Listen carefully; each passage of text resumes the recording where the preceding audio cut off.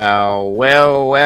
All right. Welcome back, guys, to the Late Late Show with Dago. Guys, typically we don't talk about anything specific in these shows, but tonight we're going to be looking into the arrests that have been made in Matthew Perry's death recently, which is quite interesting, and possibly some other things as well, because that's what we do in here. So thank you guys for joining us tonight for the Late Late Show. I hope you guys are here for it, and I hope you're ready to talk because that's what we're going to do. And I appreciate you all for joining me. So let's get it going and get this show on the damn road. Here we go. Here we go.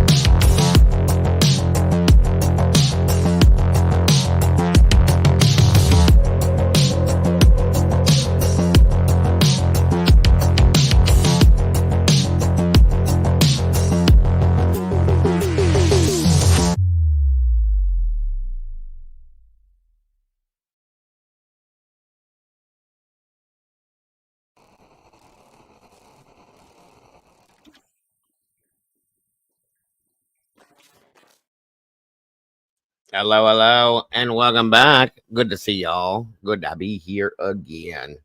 Don't you guys get tired of my face? You got to. I would. Welcome back, everybody. It's great to see you guys tonight. Thank you guys so much for joining us. I do appreciate y'all very much. Share this out, guys, if you can, please. Let's get some peeps in here with us. Tonight, guys, like I said, the Late Late Show typically is just the Late Late Show. We talk about whatever we talk about for however long we can, and then we're done. So, that being said, tonight we have a little bit of a topic. We're looking into the arrests that have been made in. Everybody knows Matthew Perry had passed away.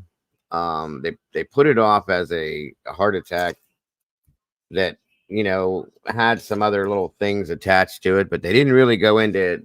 We all knew what we knew and thought what we thought, but there was nothing really in stone with it. Well, they arrested 5 people now within about because of his death, and a couple of them are really close to him. It's kind of crazy. So I thought it would be interesting to look into that and talk about it. And once we do that, we're gonna move into some other stuff. I'm sure talk about some other stuff and shut the night down the right way by hanging together with all you awesome peeps. So come on in, get comfortable, do your thing.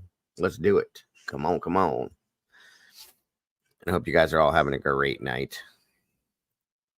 I appreciate you all that joined me earlier today for this. The other show we had, it is very much appreciated.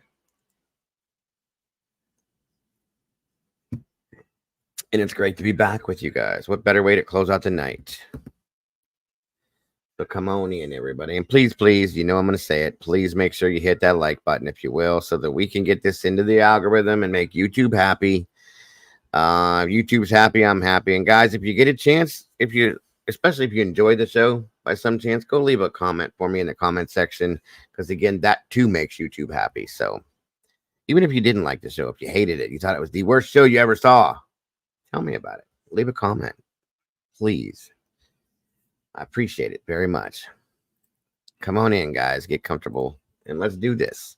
I want to thank the Blue Crew for joining me tonight. I have some late night peeps out here that, they're up all night. So thank you to the Blue Crew, because of course I could not, would not, or should not do without you. And thank you to my producers for helping out the way you do. God bless. And thank you to all of you that are joining us tonight, such as Miss Jenny, 8675-3099. Miss Jenny, hello and welcome back. Salty Sleuth in the house. Good to see you, Salty. Miss Paula's here, so I ain't got to wonder about her and have her pop in and surprise me. So good to see you, Miss Paula. Doodlebug's back in the house, as always. The Green-Eyed PI, welcome back to you, Miss Green-Eyed. Good to see you tonight. Miss Kimber, hello. Good to have you here. Good to see you. Mr. James Tate, thank you, sir, for joining us. I do appreciate you very much. Absolutely great to see you, sir. Let me see here. Who else do we have? Metamom, Miss Christy, good to see you and welcome back. Miss Tina B, always a pleasure. Great to have you here too. Thank you for joining us tonight. Let me see.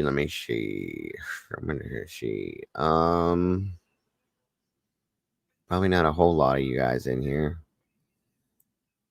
Those must be the ones that are tired of seeing my face. Miss Dixie Marie, welcome back. Good to see you. Hazel Henry, wait, you too. Great to have you here tonight.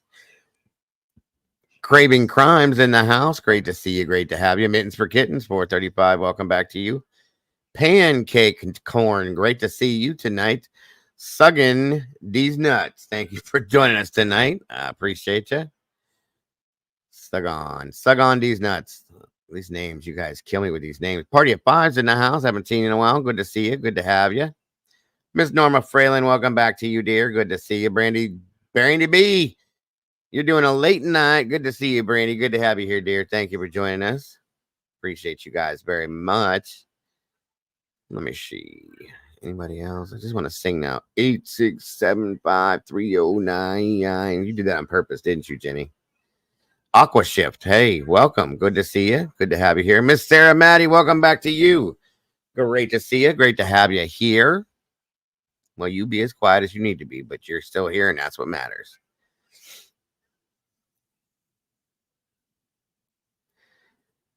Great to see you. Great to see you. Thank you all again for joining us tonight. We got 29 people in here, guys, and 36 likes. Let's try to make that match if we can. Oh, boy, oh, boy, oh, boy, oh, boy, oh, boy, oh, boy. I'm just going to wait around a few minutes here to see we get more peeps in here before we get rolling. I don't want anybody to miss out on anything. That's good to hear, Salty. Says the room is finally cooling off at 10:37 p.m. It was triple digits down in Florida, and this poor lady did not have air conditioning. That is a death sentence down there. No way. No way. Couldn't do it. So God bless you. I hope it's all working out. Yes, absolutely. We are super glad you're here, Sarah. And I hope your back feels better as well.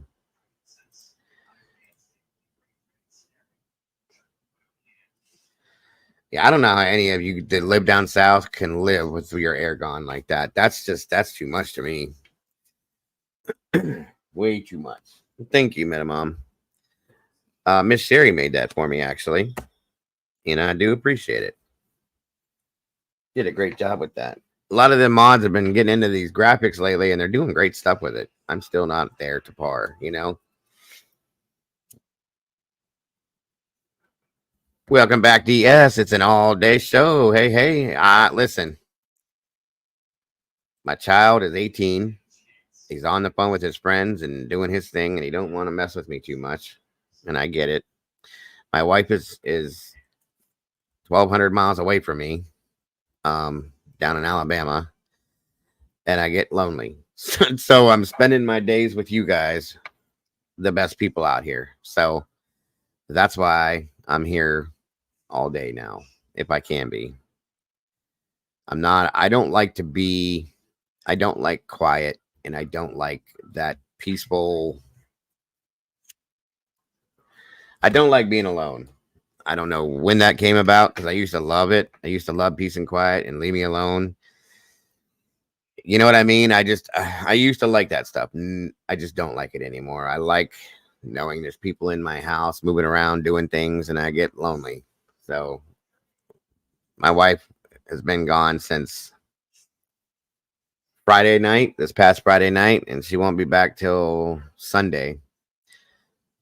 I've been sleeping on the couch, and just it's not for me. I don't do well when she's not here. I think I've told you guys this, and that's okay. You know, she deserves to get the hell out of here for sure. I did get those green eyed. Thank you very much. I see those right now. Awesome stuff. So if I gotta be alone, I'm gonna be alone here with you guys. So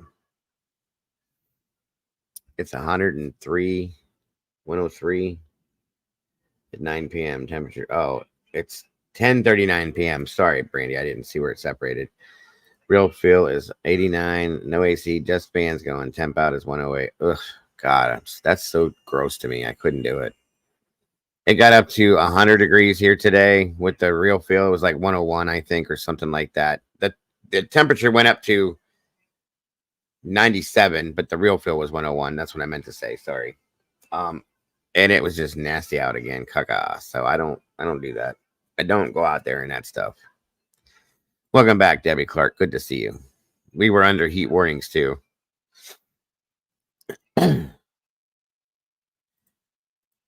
It's oh, I know. I lived in Florida for a while. I lived down in New Smyrna Beach. Yeah, you don't live without AC down there. Same as Alabama. You don't live down there without AC down there either. Guys, you can go. I remember when I was down there visiting in Alabama.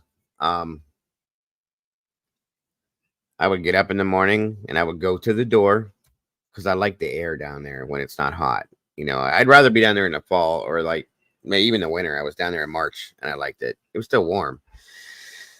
Anyway, you can go to the door early in the morning if you get up early enough, and it's nice. It's not bad. But by noon, you get up, take a shower, and if you got to go anywhere, from the time that you walk from the door to the car, you're soaked. You get back in the car, turn the air back on, you dry off. You get out of the car to go where you're going, you're soaked. So you get back inside a building with air conditioning. So it's just incessant heat is something I can't stand. And here's the thing, I could probably be okay with the heat itself. It's the humidity. It drives me nuts. So welcome back, Robin Brown. Good to see you tonight. Thank you for joining us again. Yeah, definitely, because Matthew don't do well in the heat either, Brandy. I'm sorry that you're going through that. Did you get your air thing figured out, Brandy? The air conditioner thing, or did you say you just got fans?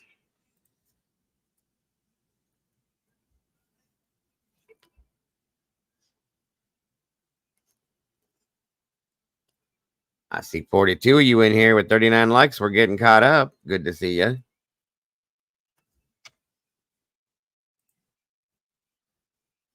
Shimon. A lot of people probably went to bed too. Or somebody else could be live. It is what it is.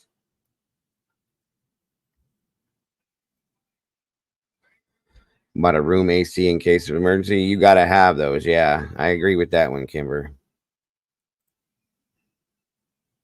It was 111 today, but it will be over soon by October. Yeah, that's kind of what I'm saying. September coming up here, about mid-December, it kind of calms down. Or mid-September, it all kind of calms down here. So we're good. We just got a few weeks left. Oh, you got one of them portable ones that's on wheels. I have one of those in my garage, actually, with the hose connected to it. Yep. No AC in the car. Oh, hell no. I don't know where you're located, Metamom, but if you're down in Bama, there ain't no way.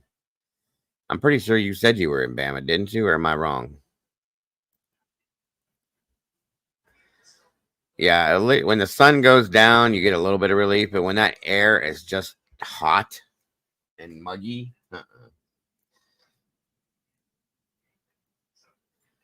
You, Meta Mom, you said something about no. Yes, you. Who, me? Yes, you. You said you didn't have any air in your car either. Hey, Candy girl. Been a minute. Good to see you. Is he doing okay, Kimber, even in the heat? I hope he is. Yeah, I thought you were in Bama, so that My wife is in Bama right now, and she's in Hayden. She told me it was hotter than Satan's taint, is what she said. That's pretty hot. So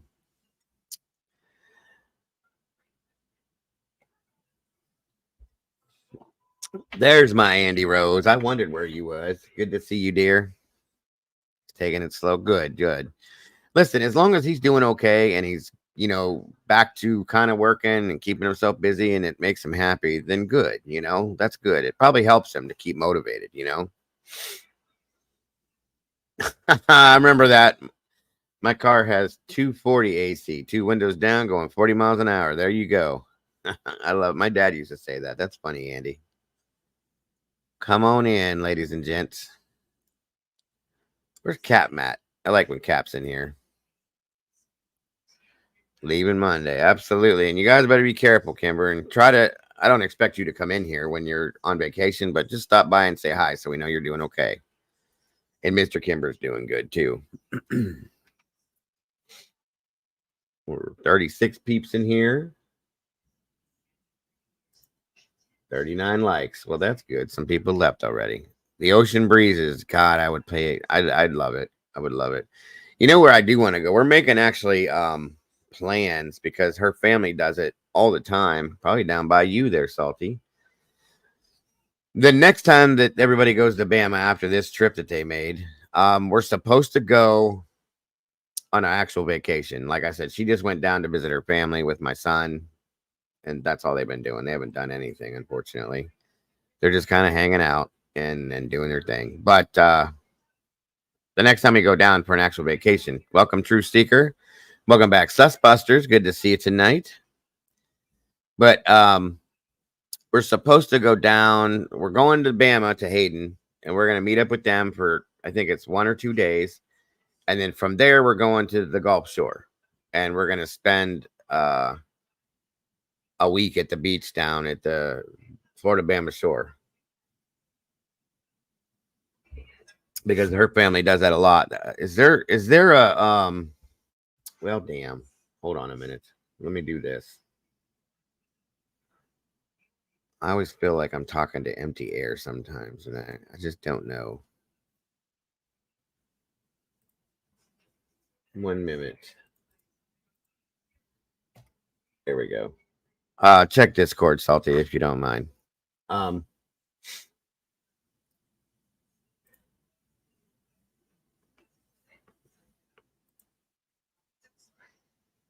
Swamp coolers. I've heard of those things. What the hell are swamp coolers? Somebody else was talking about those. Bada boom. Hello, dear. How are you? I'm better now. So there, if you hear a noise, it's this fan right here in the background. No, you're okay. You're okay. So down at the Gulf Shore, whatever the hell it is, Florida Bama Shore. No, it's Gulf Shores, Alabama.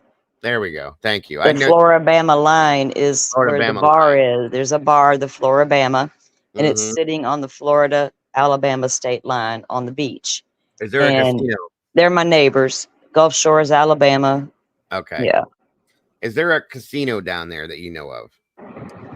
The casino is in Atmore, Alabama. So yes, on the reservation, not far.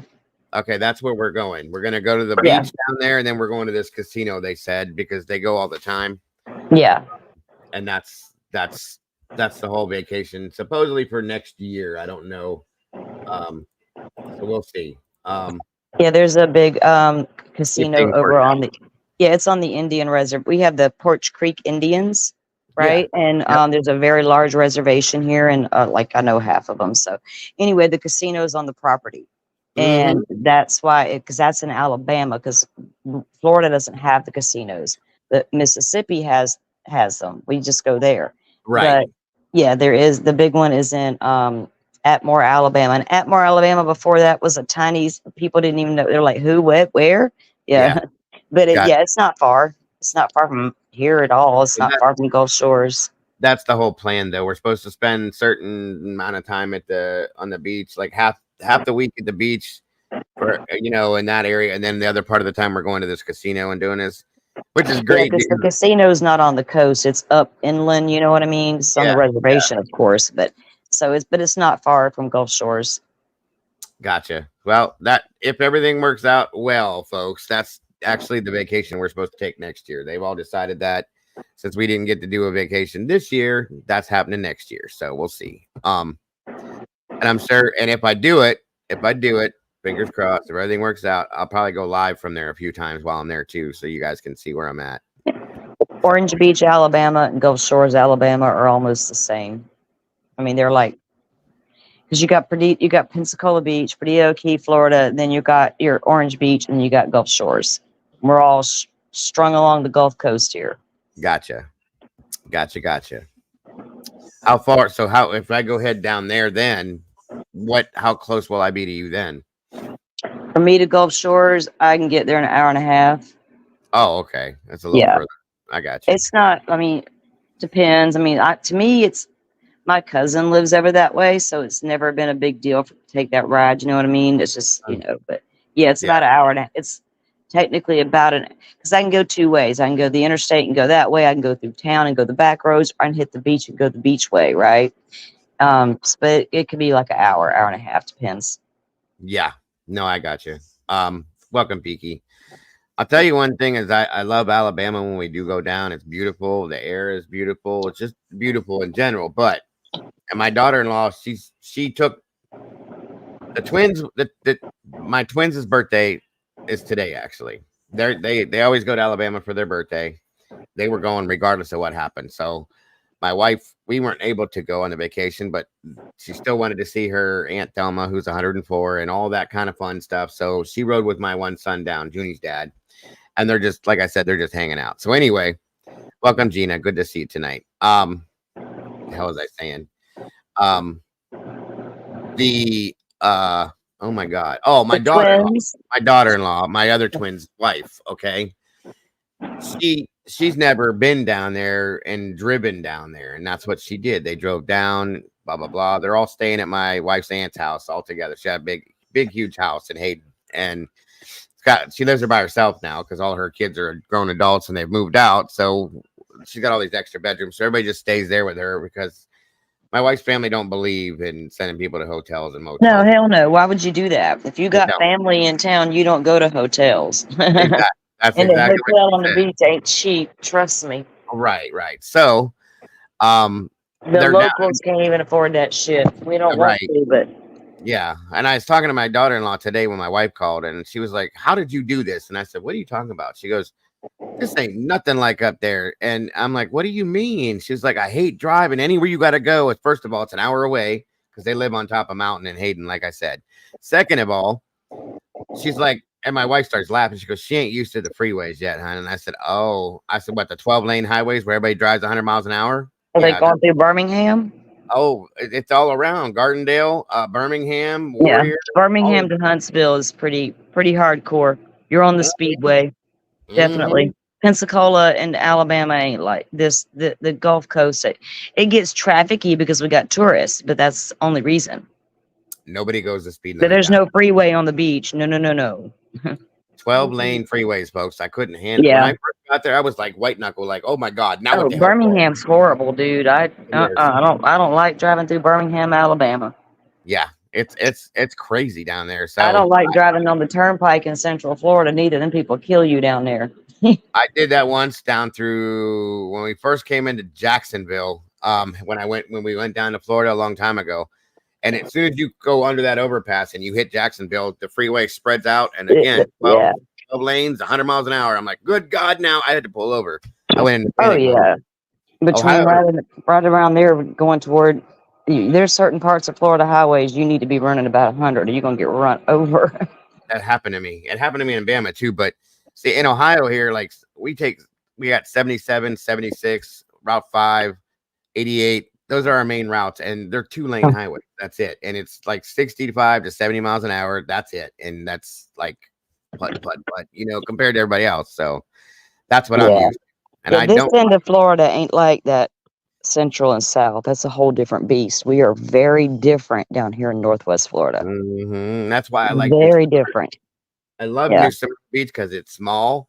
There's one main road, Flagler Avenue, that runs right down through the center, and it takes you to the drawbridge, and then and Daytona wasn't even that bad either. But when I first come into Jacksonville, like I said, I had to pull over. I didn't know what the hell to do. I was scared to death. But I had never seen, and people push you off the road if you ain't careful. It's literally, they would like lay on their horn, move over, speed up. I'm like, good God, now what? So anyway, yeah, crazy stuff. ass drivers. It is just boring here, is all it is. When they put our speed limit up to 70 here, I was like, that's gonna be dangerous, ain't it? Really? Yeah. Well, it's 70 here all over the place. So Yeah, here too. Yeah. 75. My kid, he's just like, wasn't the speed limit like 85? I was like, son, I don't care if it is 85. You go 85 in my car, you may not get back in it. He's like, well, I can see how fast you're going. Just pick up my phone, hit the app, and I know how fast you're driving my car. Slow it down, cowboy. Slow down. Right. Yeah, I don't do that whole. I used to, being ambulance and all that stuff. You drive, but our areas are so small and underpopulated as compared to these giant cities that it was no big deal for us to go 50, 60 miles an hour and like, oh, we're speeding now. And you get on the freeways down south, just move the hell over and let them drive. I drive 70 everywhere I go except for in town. My car loves it. It just cranks right along at 70. 90 is what I'm saying down south. 90 to 100 miles an hour is normal. On the interstate is different. You got to, but I won't let them push me out of the way. I'm going to get in this slow lane and be safe. Y'all have at it. My mama had a saying, and she always told me, go ahead, fool, because hell ain't full yet. Or she'd say, what's the point in killing yourself before you get there? You're like, damn, mama, why you say this shit to me? But it's true. What's up, Kimber? Oh, not much. How are y'all? I'm good. How are you? I'm good. I came to explain what a swamp cooler is, Dago.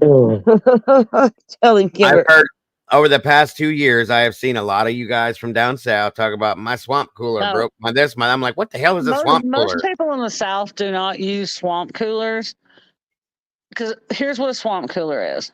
Most people out west use swamp coolers.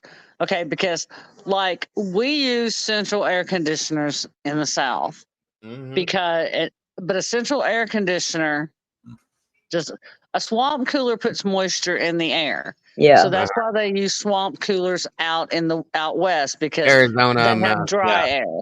So right. they use swamp. They're called evaporative. Actually, the name for them is evaporative coolers. Yeah. Okay. So and they put water in the air. We down in the South take it out. We use central air conditioners and central heat and air. We use central heat and air. We use what they call refrigerated air, and it does not. That's what we use here. It does not. It takes the humidity out of the air, right? Yeah, because you don't want to put any moisture in the air. But out west, they have to put moisture in the air because it's so dry. So that's how they have to, that helps cool.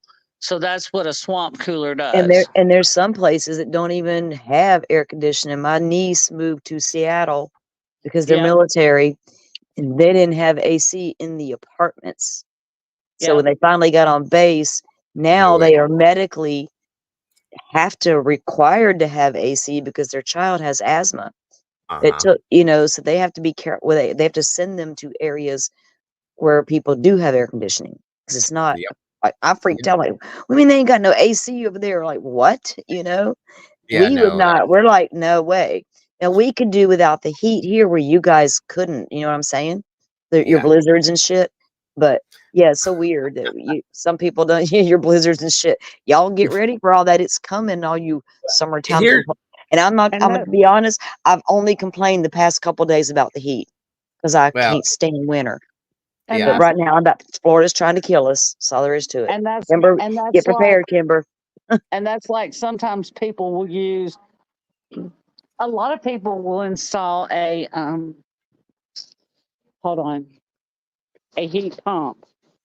Yeah, I know what that is. Yeah. We do not have a heat pump here we don't either. because our winters get too cold in Tennessee for a heat pump.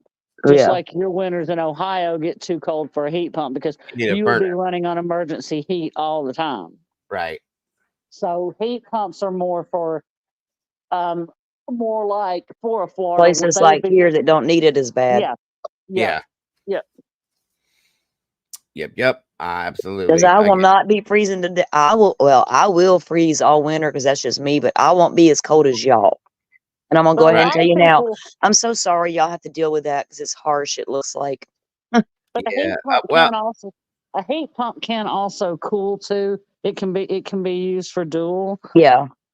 A lot of the newer the new constructions a lot of them have that. We just have a central unit here. And the thing ain't but 2.5 years old. And it kicked the bucket today because it's struggling in this Florida heat now. Yep, too hot. And so we got somebody coming to look at it, but we got a window unit installed this evening, and the house is finally cooling down. And my son is medically required to have air conditioning. I was really worried about him today. I can woman up and handle my business. My room is not got AC in it right now because I'm letting him have it because my child needs to breathe, and so gotta do what you gotta do.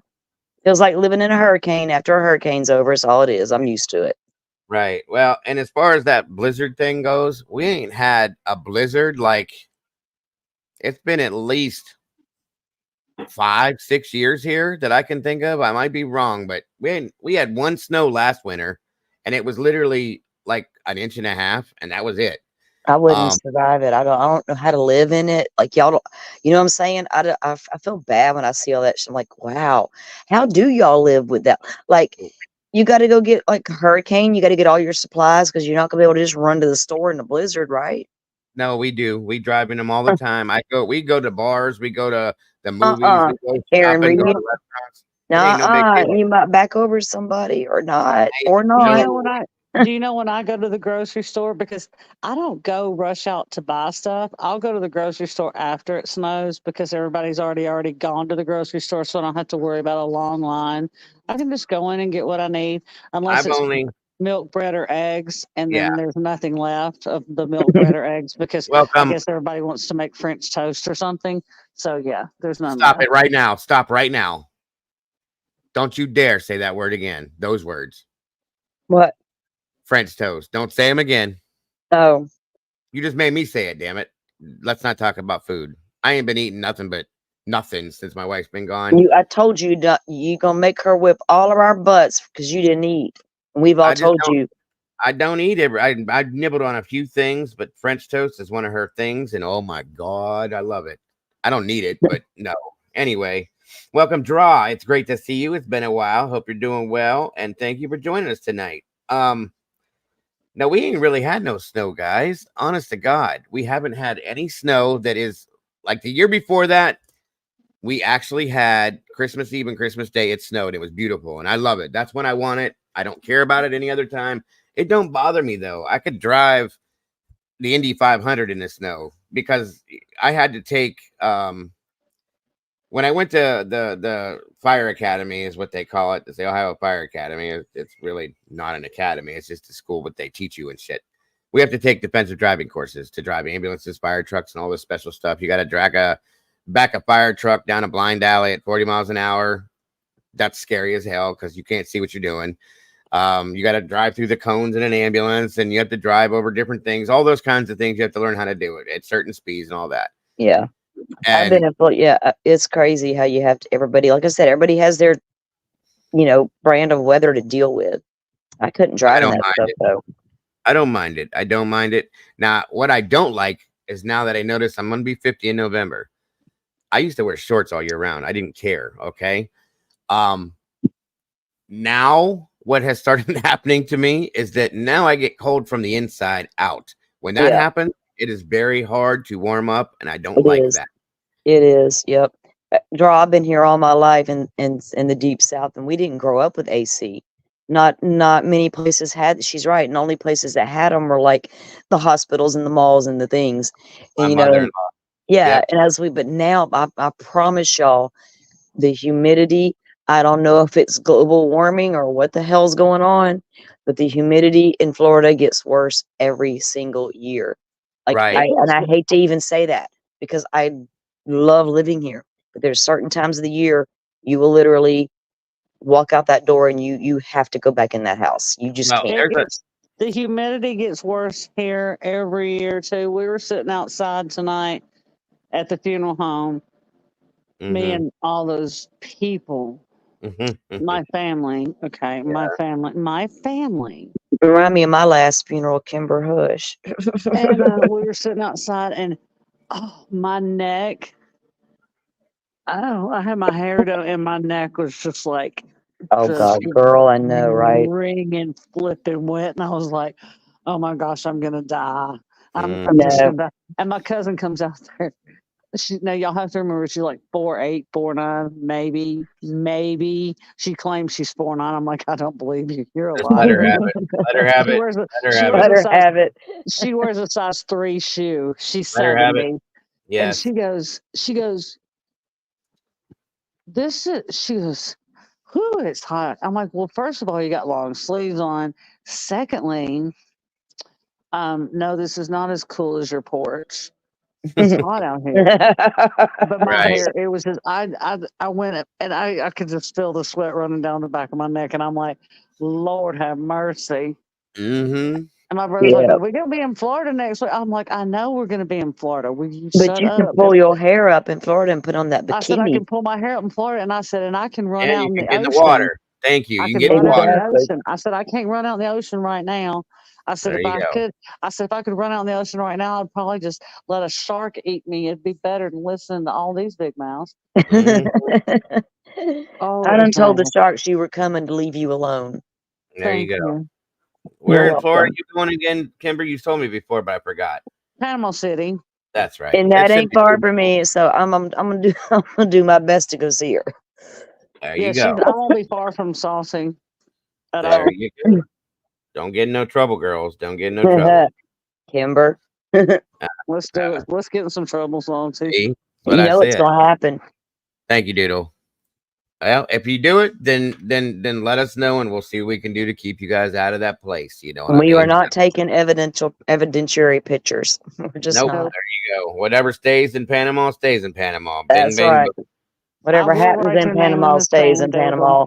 I've done some Whatever you shit do. down in Panama City. I'm not gonna lie. Never I, been there. I think a lot of people done a lot of stuff in Panama City because But Yeah, that that's used to be like a huge spring break that's place. a that's yeah, a it was. yep. It's a do stuff place. That's why you go there to do stuff. So Well, yeah, see, what a lot of the kids used to go there, but then they found out they could Daytona. go to They started a lot of them started going to Cancun because the drinking age in Yeah, Cancun was Daytona 18. was years ago, and they put the brakes on that after years of Panama City got real bad. These Mhm. kids, I don't know what they're thinking. These young adults, they're not thinking. Let's just put it that way. They Uh-uh. I were was gonna jumping off. say they're They done. were jumping off the balconies and dying from their Yep. hotels. They're falling. They're Yep. doing all. There's so many things that go down there, and I'll be honest. The residents got fed up with it, right? And Yep. so finally, Panama City got real tough on that spring break business. And if you're going to come, you need to behave. We want you to come, but behave. You know, Yeah. you're Mhm. going to get it, and they're not going to be assholes. They're going to ticket you and do the things, but you need to, you know, it's a dangerous situation when you got a bunch of young people who have Right. no fear, you know, and nothing can hurt me. And then dangerous things start happening, and it got real crazy down there for a long time. We went down there one year, and the guy was telling us, and it we went in July, and he told us that year at spring break that they had kids come down there, and they were like, say, one group of kids, their room would be below the other, and the kids Mm, above, they'd been drinking or whatever, and climbing. one kid died because he was trying to jump from Yep. his balcony to his friend's balcony. I've Yep. seen that. Yes. Yeah, that's crazy. all the time. These people, they think they're kids, because I was Yes, one at Paul, one I do time hate too. that. Yeah. They think they're invincible and nothing can happen until it happens, and then it's too late. So, I get it. I've seen it. I was one of them. Thank God I made it out of it. That's all I can say. Yeah, but see, and they the drinking age in Cancun's was like 18, so they could go to Cancun and drink. So Right. then a lot of them started going to Cancun too. Yeah. Absolutely. Because there were bad things happening to girls in Panama City because they were under the influence, and it was happening. It was horrible. So they really got cracked down on that. And Kimber's right; they all decided to end up going to Cancun and stuff because that's you can only take that stuff for so long before the city will get sued and different things. They'll come at you because you didn't protect the kids and all that. Right. Yes, 100%. Absolutely. But kids are gonna be kids. Stuff. It's part of growing up, and sadly, bad things happen. You have to be smarter than the average bear, and hope that it doesn't happen to you. That's all. So, thank you guys both. Crazy things when I was drunk, but trying to fly off a balcony was never one of them. No, you gotta have common sense too. That's the difference. I always stopped short of getting to a point where I couldn't function or make a good decision. I don't like not being in control. So alcohol don't let me stay in control. That's why I quit drinking. That is exactly why I quit drinking, because I started not remembering things, and I said, well, that means I'm getting too old for this, and it's enough, and I'm done. So, and I can tell you, we're going to be on the 17th floor. I'm not going to try to fly. No, don't. Stay in your balcony too. Make sure don't go swinging from the rafters, Kimber. Don't be trying to dive into the pool from up there either. I've seen that. No, I don't think I'll do that. No, don't do that by any means. So, well, anyway, thank you all for joining us tonight. I appreciate you. And like I said, guys, we have a little bit of a topic to talk about. I thought was kind of interesting. I follow some of these Hollywood cases and famous people and this and that. And I was always interested in what went on with Matthew Perry's situation. And I actually even said, I think there's more to it than what we're seeing on the news. Well, guess what? There is. Mr. Steve, my friend, welcome. Good to see you. In my youth, I burned my candle on both ends while sitting in a forest fire. Then I turned 40 and slow. Amen, Mr. Steve. Hey, it is what it is. Yes, sir. I get it. Same here. I burned that candle on both ends. I burnt them bridges. I burned my candle. Bridges. My friends' candles. I burned everybody's candles back then. Right. I get it. At least we're not professionally angry. Wisdom, I bet y'all do have a lot of we had issues with Bike Week. Oh, yeah. That was always a big issue. Thank you for joining us tonight, Mr. Steve. I appreciate you. And I hope you're being safe out on them roads, sir. And I'm interested to see what you got going on coming up. So thank you again for joining us. There's a link, guys. If you haven't checked out True Crime Web, please go check it out. You will not be disappointed, and I appreciate that very much. But like I was saying, this case here, I had questions. I thought a lot of times when we see celebrities pass on, we always kind of jump into that conclusion boat and say, I bet it was this. I think it was that, because a lot of what we've seen previously probably has something to do with that. And this gentleman, unfortunately, had a history. And once you've heard about it, it don't go away, So I kind of wondered, and here we are so much time later, and I'll be damned. If I wasn't right about my thought, and I think a lot of people were actually too. So I just checked in at a hotel in the West Coast. Hey, enjoy yourself over there. Yeah. Yes, sir. Enjoy yourself over there, and don't get in no trouble now. Mr. Steve, behave yourself over there on the West Coast.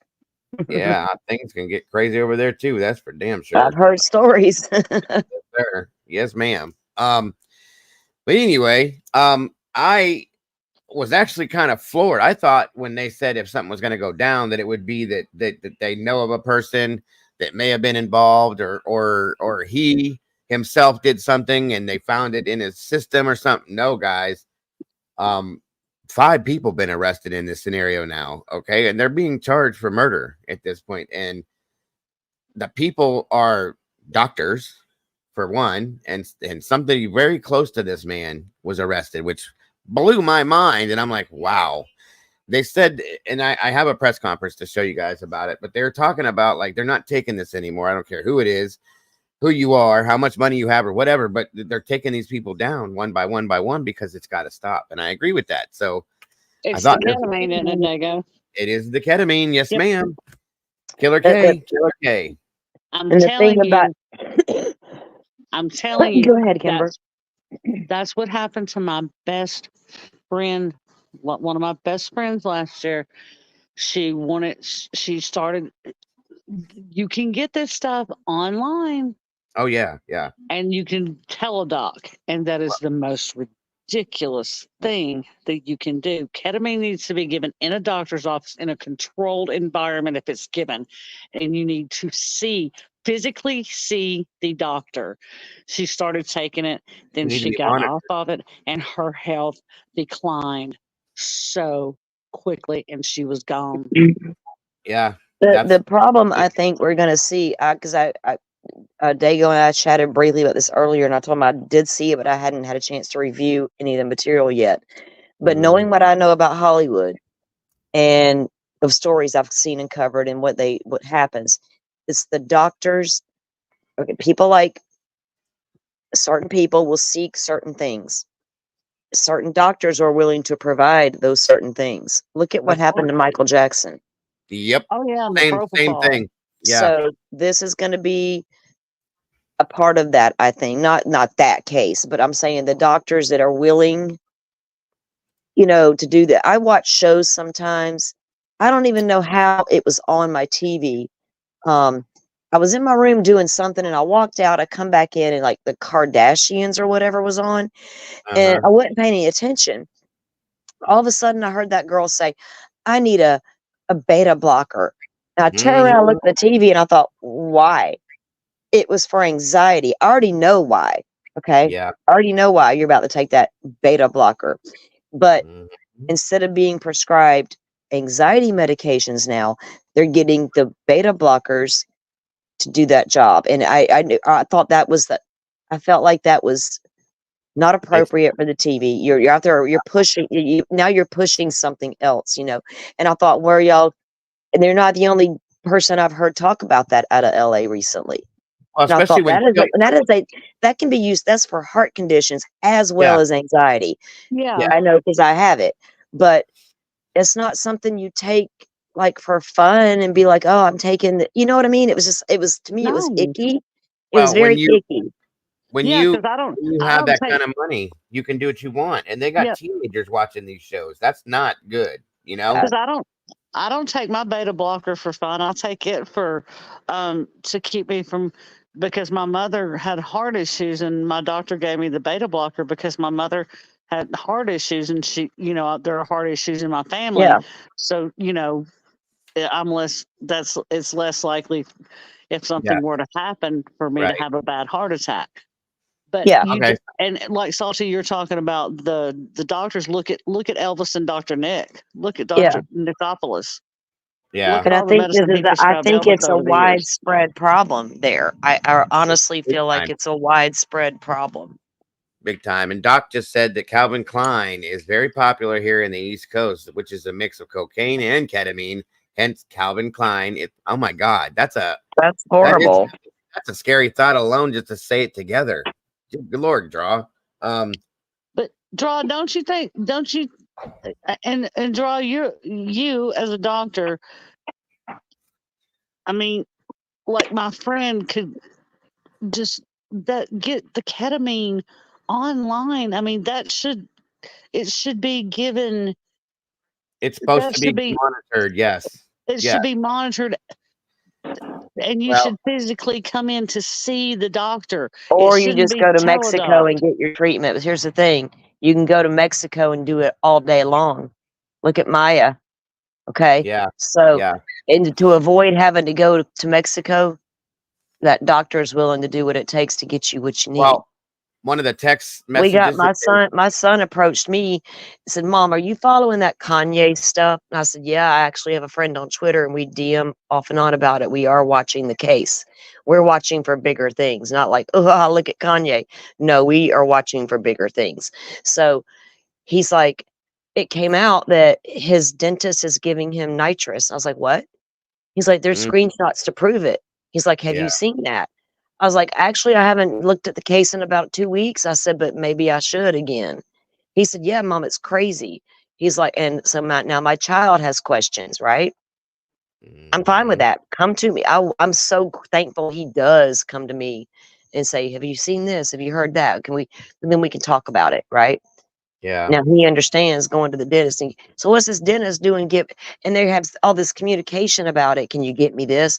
Like they're drug dealers, Yep. but That's they what have you're a about to hear. license, You're right? about to hear that within this too. This is what's crazy to me.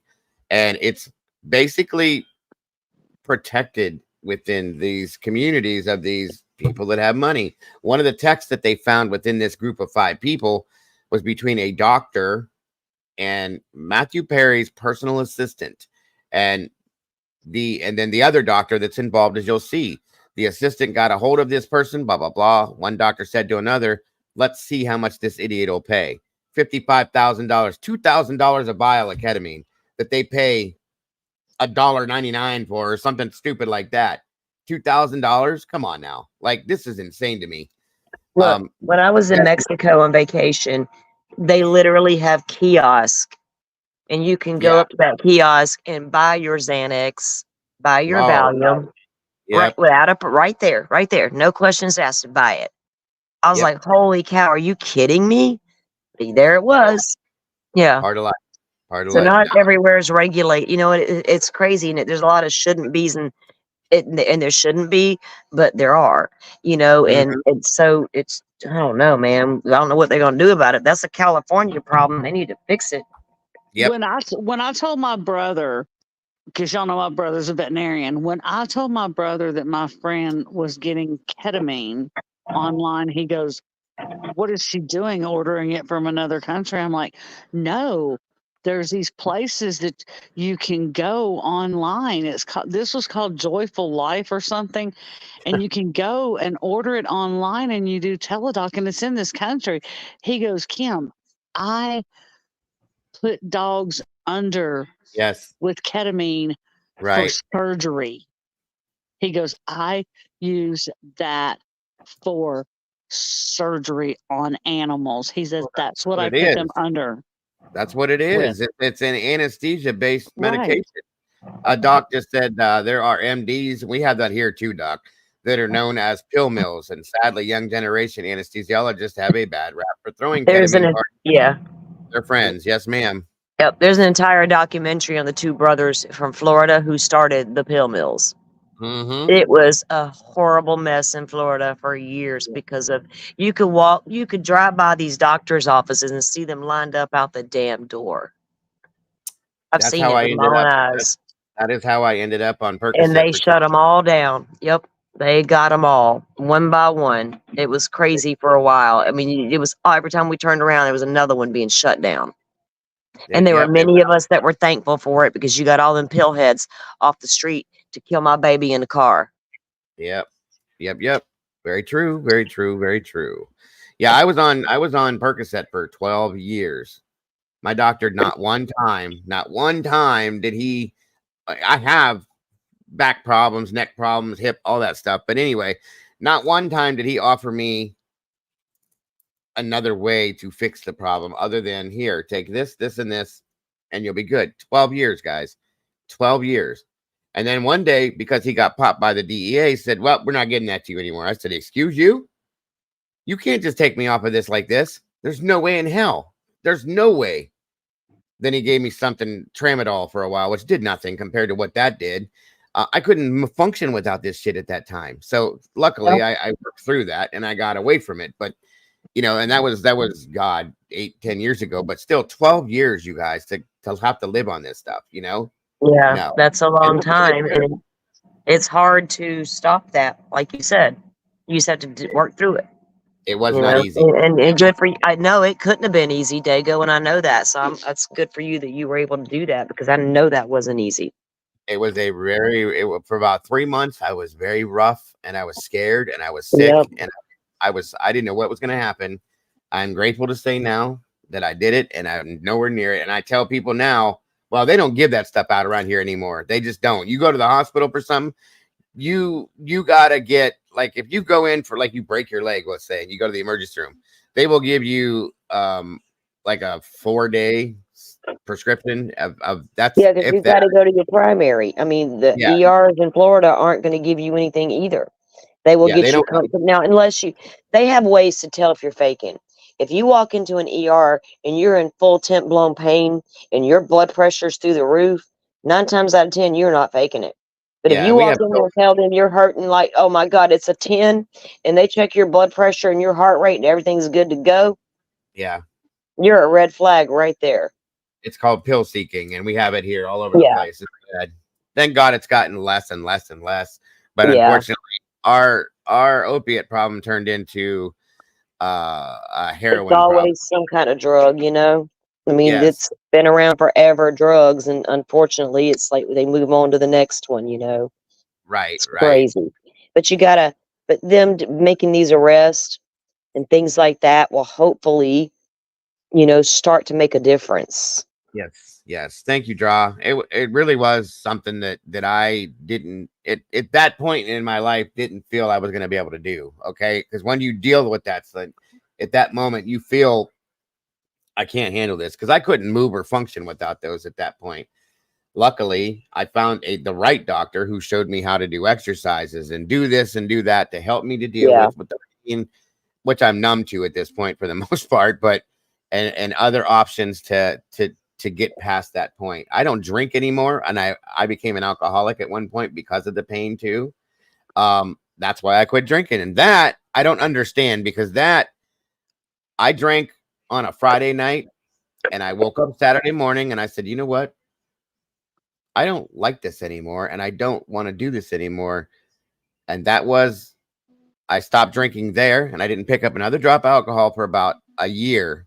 And then over Christmas, a bunch of people said, peer pressure. Come on, come on, come on. I had 2 drinks, and I didn't like that. And that was the very last drink I had. And that was almost 6 years ago now. So I won't go back to it, because I know I have that my whole family has addictive personality. It's just one of those things. Yeah. My grandmother was an alcoholic. My grandfather was an alcoholic. Also, all of that thing. And I have it on both sides of the family. So when you have that problem, you don't put yourself in that situation. So No, you don't. My sister and I there's 3 of us, but one of them, we've made sure. My grandmother died at 53 years old from cirrhosis of the liver. It was horrible. It was horrible to watch. And when you go through their things and you find the whiskey hid in the closet, and she was the best grandma you could ever ask for. I mean, the best. But the relationship she had with my mom when she was drinking was the absolute worst. It was horrible. same with So, mine. I was like, never, never, never, never, never, never. And we know that it's a pot. My uncle has had problems with like the pills, so it does tend to be there. But if you're aware of it and you're like, no, it's going to stop. I'm not going to be that. And we have made sure we don't. No, no, no. Now, can she and I go to the camp at the river and sit down and enjoy us a mixed drink at the end of the evening? We absolutely can. And we joke about it. We're not shit-faced drunk, don't know what we're doing, but we're just having a drink and we're good. Right.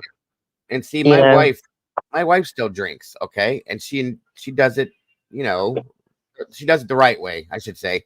And she enjoys it. And I can sit with her. She can drink all night if she wants to. It doesn't bother me. I don't want to pick one up. I don't have that issue I like that. rarely drink. My sister will before I will, but I rarely do. Right.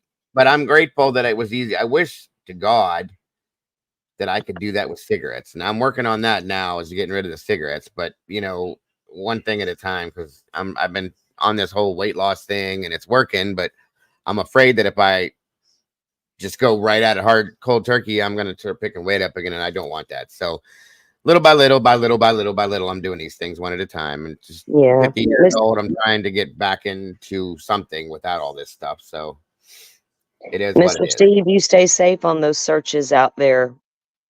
Yes, sir. Yes, sir. Yes, sir. Looking forward to hearing about it when you get back. Congratulations, Crimson. Good for you. God bless. Absolutely. I can tell you, I take something for anxiety. Same, Paula. It is a controlled substance. But when I go to my doctor, I have to go see her every, 3 months. Yep. When I go to see her, I don't just go in there and go, "Hey, I'm here," and she goes, "Here's your prescriptions." Right. She checks everything. We talk. Blood work. This is my primary care doctor, but we talk, blah, blah, blah. She asks me how I'm doing before she writes my prescriptions. But before I get my anxiety medicine, I have to go pee in a cup. Because I have to pee in a cup. So I don't. You can't have enough in your system either. That's the thing. I don't know if that's a state thing or an insurance thing because I did not have to do that. It's a state thing.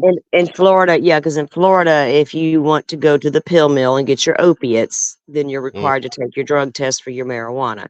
But if I go to my anxiety doctor and get my anxiety medicine every 3 months, I'm not required to pee for anybody, and I won't. I'll just go home and smoke my weed.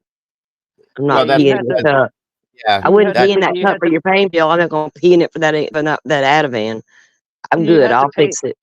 You had to pee in a cup for it.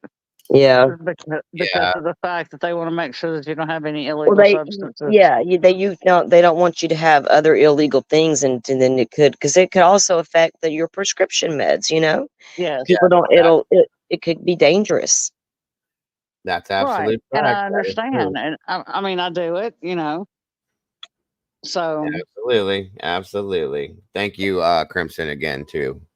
And more power to anybody that has the ability and the power to do that, because it's not worth it, guys. It's just not. So, so let's see what this is all about. And I feel bad because I feel like from what I watched earlier that this man surrounded himself with people that he thought he could trust and that he felt safe with, and they absolutely failed him one by one. And that's a repetitive thing we hear, isn't it? They think they're surrounded with good people, but they're a lot of times being used. 100%. When a doctor says, "Let's see how much this idiot will pay," that's scary to me, you guys. These are the people we put our lives in their hands, and if you're not here to actually help people, you're here just to make the money. Please trade your license in for something else and get the hell out of it. That's all I'm saying. So. Yeah, I mean, he struggled for years, and it was probably just trying to really seek help. I don't know. They say there are apparently real medical uses for ketamine. I don't know. I'm not a doctor, and I'm not going to tell anybody what to do and not do.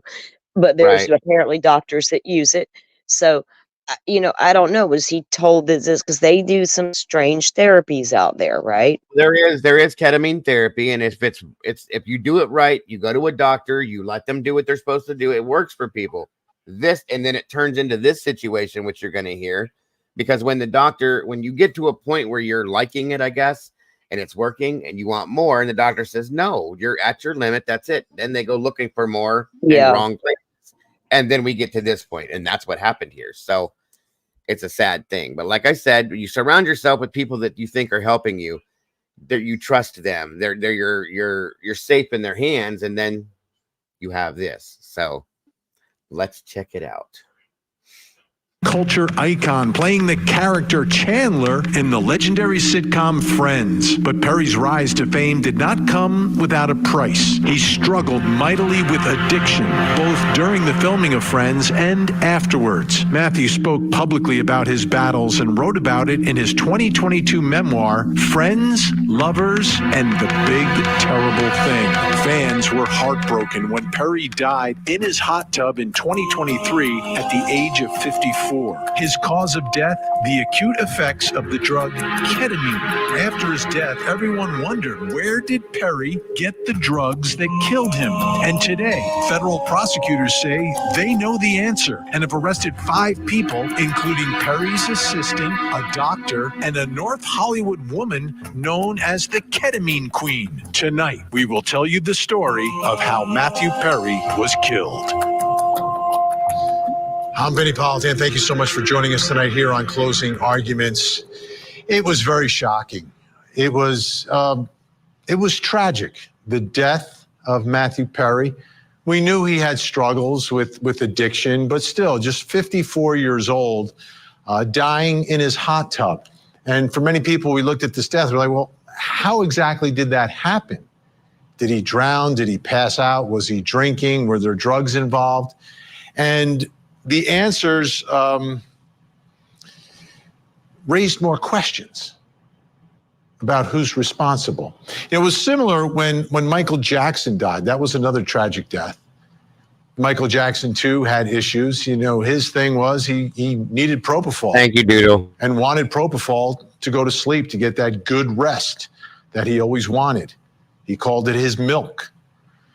And the death of Michael Jackson obviously could have been easily prevented if, in fact, the person administering the drugs improperly would have been paying attention instead of talking to his girlfriend all night on the phone. Well, that doctor, Dr. Conrad Murray, was prosecuted for what happened to Michael Jackson, and he served time. We covered the trial. So here we are now with Matthew Perry, and today, a little bit of an answer from prosecutors. 5 people have been charged. This is a federal case. And there was a press conference today where they spoke a lot about what happened, what they believe happened, and the evidence that they have in the case. But before I get to that, there are 5 people involved here, so I want to introduce you to them so you understand their alleged role in what happened to Matthew Perry. So let's take a look at this chart we've put together. We begin with Matthew Perry. All right, he's the victim in all this. He's the one who died from that acute effects of ketamine. Now, someone else who's involved is Kenneth Iwamasa. Kenneth is actually Matthew Perry's assistant. And one of the things that he's apparently doing, according to investigators, and he's entered a plea, he's obtaining ketamine from different sources. But he's not just obtaining the ketamine, he's also injecting his boss, Matthew Perry, with that ketamine. So let's take a look at the first source and the first place that Iwamasa is getting this ketamine. And we go to one of the third person involved here, Dr. Salvador Plasencia, also known as Dr. P. He allegedly injected Matthew Perry with ketamine, sort of training Kenneth in how to do it. He provided the ketamine and the equipment to Kenneth Iwamasa and taught him how to do it. So he would do the first injection, leave him with all the stuff. This is according to prosecutors, and then allow Kenneth to finish administering whatever ketamine was left over in the days that would follow. Now, there's someone connected to Dr. Salvador Plasencia, who is Dr. Mark Chavez, who sold ketamine to Dr. P. He also sold ketamine lozenges, fraudulent prescriptions, gloves, and syringes. So Dr. Mark Chavez is sort of supplying the supplies to the doctor, who is then giving them to the assistant who is administering it to Matthew Perry. That's one source of the ketamine. But apparently he may have been using a lot, so he needed more than one source. So we go to the 5th person in all of this, and the 4th person who's charged, Eric Fleming.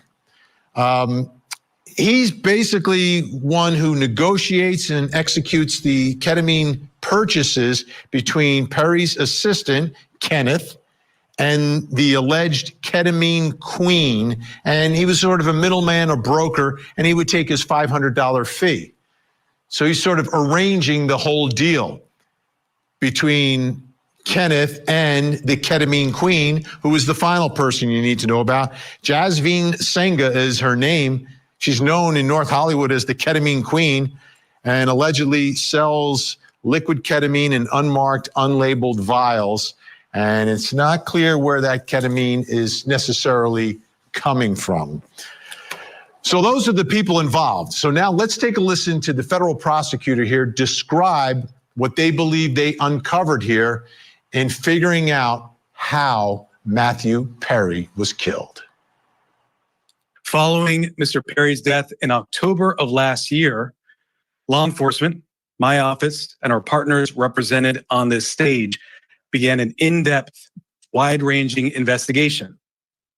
That investigation has revealed a broad, underground criminal network responsible for distributing large quantities of ketamine to Mr. Perry and others. This network included a live-in assistant, various go-betweens, 2 medical doctors, and a major source of drug supply known as, quote, the ketamine queen. We charged 5 defendants in this matter. These defendants took advantage of Mr. Perry's addiction issues to enrich themselves. They knew what they were doing was wrong. They knew what they were doing was risking great danger to Mr. Perry, but they did it anyways. On October 28, 2023, Mr. Perry was found deceased in his home. An autopsy was conducted following his death. That autopsy showed that he had died due to the acute effects of ketamine. Ketamine is a controlled substance. It has some legitimate uses, but it is also used illegally. It is used by people seeking to disassociate from reality. It can cause serious health effects, serious health problems, including loss of consciousness, including spikes in blood pressure, and including respiratory issues that can deprive the brain of oxygen. For that reason, it is a drug that must be administered by medical professionals, and the patient must be monitored closely. That did not occur here. This investigation focused on who supplied the ketamine to Mr. Perry. The investigation revealed that in the fall of 2023, Mr. Perry fell back into addiction, and these defendants took advantage to profit for themselves. The 2 lead defendants in this case are defendants Salvador Plasencia and defendant Jasvin Sanya. First, I'll talk about defendant Plasencia. Defendant Plasencia was a medical doctor. He worked with another medical doctor, defendant Mark Chavez, to obtain ketamine. He then worked with Mr. Perry's live-in assistant, defendant Kenneth Iwamasa, to distribute that ketamine to Mr. Perry.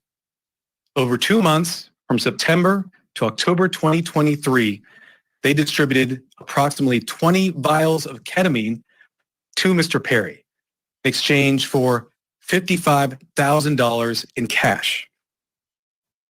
Defendant Plasencia saw this as an opportunity to profit off of Mr. Perry. He wrote in a text message in September 2023, quote, "I wonder how much this moron will pay." He also stated in text messages that he wanted to be Mr. Perry's sole source of supply. He wrote in a text message that he wanted to be Mr. Perry's, quote, "go-to for drugs." As a doctor, defendant Plasencia knew full well the danger of what he was doing. In fact, on one occasion, he injected Mr. Perry with ketamine, and he saw Mr. Perry freeze up and his blood pressure spike. Despite that, he left additional vials of ketamine for defendant Iwamasa to administer to Mr. Perry. That in itself is so disgusting to me. That shows the greed of these people, knowing that he had an adverse effect to this, but he left more there and said, "Here you go." And calling him a moron. So I hope all the people out there who's doing the same thing in Hollywood, not here in our little space, over there, I hope they're paying attention. Let's see how much this moron will pay. Like I said, this man surrounded himself with people he thought he could trust, that were here for him, that were going to support him. And Let's see how much this moron will pay. $55,000 for 20 vials of ketamine. Shame on you. Shame on you, and I hope you go straight to hell. These people, they're killing people because they want to be rich. Yeah, that's all it is. Money. Everybody wants to be rich. Everybody wants to be rich, guys. You don't take somebody's life to advance yours. I'm sorry. This is disgusting to me. It really is. It's disgusting. And that doctor was getting it all from somewhere too, though. You know, he's getting it from this other woman, the queen of yeah, ketamine. and she's getting it from somewhere as well. Oh, is of course, it coming out of Mexico? You know what I'm saying? Right. I'm not sure. I think they hit on that a little bit here, but still, the point is that she's West Hollywood's ketamine queen. You know what I mean? And that's where they're all getting it from. So I'm sure not anymore. Yeah. Well, no, but she was getting it from somewhere herself. And here's the thing: and when she gets hit with her charges, she's gonna flip on somebody, and then maybe depends on who them people are. Yeah, that's true. That is true. That is true. It's insane. Andy says that's outrageous. My insurance doesn't cover my treatment, and it's still only $80 a month. You know, you'll hear here in a minute, Andy, how much this doctor was paying for this ketamine and what he was charging for it. That's what's insane to me. This is disgusting to me. I mean, complete and total robbery too. That's a whole other thing. They do, and that's in here too, Sherry. It's ridiculous. It is very ridiculous. Of course, defendant Iwamasa had no medical training to speak of. Defendant Placentia knew what he was doing was harming Mr. Perry. He had spoken to another patient in mid-October 2023, and he told that patient that Mr. Perry was spiraling out of control with his addiction. Nonetheless, defendant Placentia continued to offer ketamine to Mr. Perry. Likewise, defendant Sonia knew what she was doing was harming defendants and also Mr. Perry. She took advantage of Mr. Perry by selling large amounts of ketamine to Mr. Perry over a 2-week period in October of 2023. She sold approximately 50 vials of ketamine for approximately $11,000 in cash. She worked with a broker, defendant Eric Fleming, and also the live-in assistant, defendant Iwamasa, to distribute this ketamine. Sonia and the broker, defendant Fleming, saw this as an opportunity to profit off of Mr. Perry. In a text message, the broker wrote, quote, "I wouldn't do it if there wasn't a chance of me making some money for doing this." Defendant Sonia sold the batch of ketamine that resulted in Mr. Perry's death on October 28th. Officers later searched defendant Sonia's home. During that search, they found what amounted to a drug-selling emporium. They found 80 vials of ketamine, thousands of pills containing methamphetamine, cocaine, bottles of Xanax and other illegally obtained prescription drugs. Damn. Drug-selling paraphernalia, including scales and ledgers. As I mentioned, the defendants in this case knew what they were doing was wrong. When they'd refer to the... She's probably got a big clientele list. West Hollywood's queen of ketamine. There's all that stuff right there. Apparently, she was the queen of a lot of things. That was probably the dealer of the stars, guys. I'll be honest with you. They're out there. She ain't the only one, unfortunately, right. but that's a pretty big step right there. Mm-hmm. And that's going to be causing a lot of other issues. If they shut her down, guess what? There's people going to be looking for stuff, and bad stuff's going to happen. So I would expect to see more people start to have it. I'll just put it that way. So crazy stuff. The ketamine, they use coded language. They refer to it using terms such as, quote, Dr. Pepper, or quote, bots, or quote, cans. Also, defendants Placentia and Chavez, as medical doctors, knew full well this was not the proper way to administer ketamine, and they even talked about that in their exchanges. And defendant Sonia also knew that she was doing something that caused great risk to Mr. Perry. In fact, during this investigation, we learned that several years before, in 2019, defendant Sonia had sold ketamine to another customer. That person died the same day. And a family member of that person sent a message to defendant Sonia telling her the cause of death was ketamine. Nonetheless, defendant Sonia continued selling drugs, including ketamine, including the ketamine that ultimately killed Mr. Perry. Oh, she's in big trouble. These defendants tried to cover up. What was that? I said, she's in big trouble. She sold ketamine to somebody else that died the same day. Yep. And she's charged for it too. They're charging her, they're going back and charging her for it. And the reason why he's saying that she knew what it did and that she was told what it did is the fact that she continued doing it. She can't use, I didn't know. I gave it to him. I didn't charge him for it to help him. And I didn't know. They can't use that defense now. You knew what it did because somebody told you what it did. You knew what you were doing because there was text messages between you and these other people saying this is dangerous. This ain't going to work. And even if you didn't know what you were doing was illegal to start with. Exactly. So it's all illegal. But guy, so they're not going to care if their client, well, they might because they won't get that money anymore, but they don't care in the moment because they got to keep giving it to keep getting that money. Right. And they're covering all their bases, the DA and all them here, because you can't use these defenses to say you didn't know this or you didn't know that or blah, blah, blah.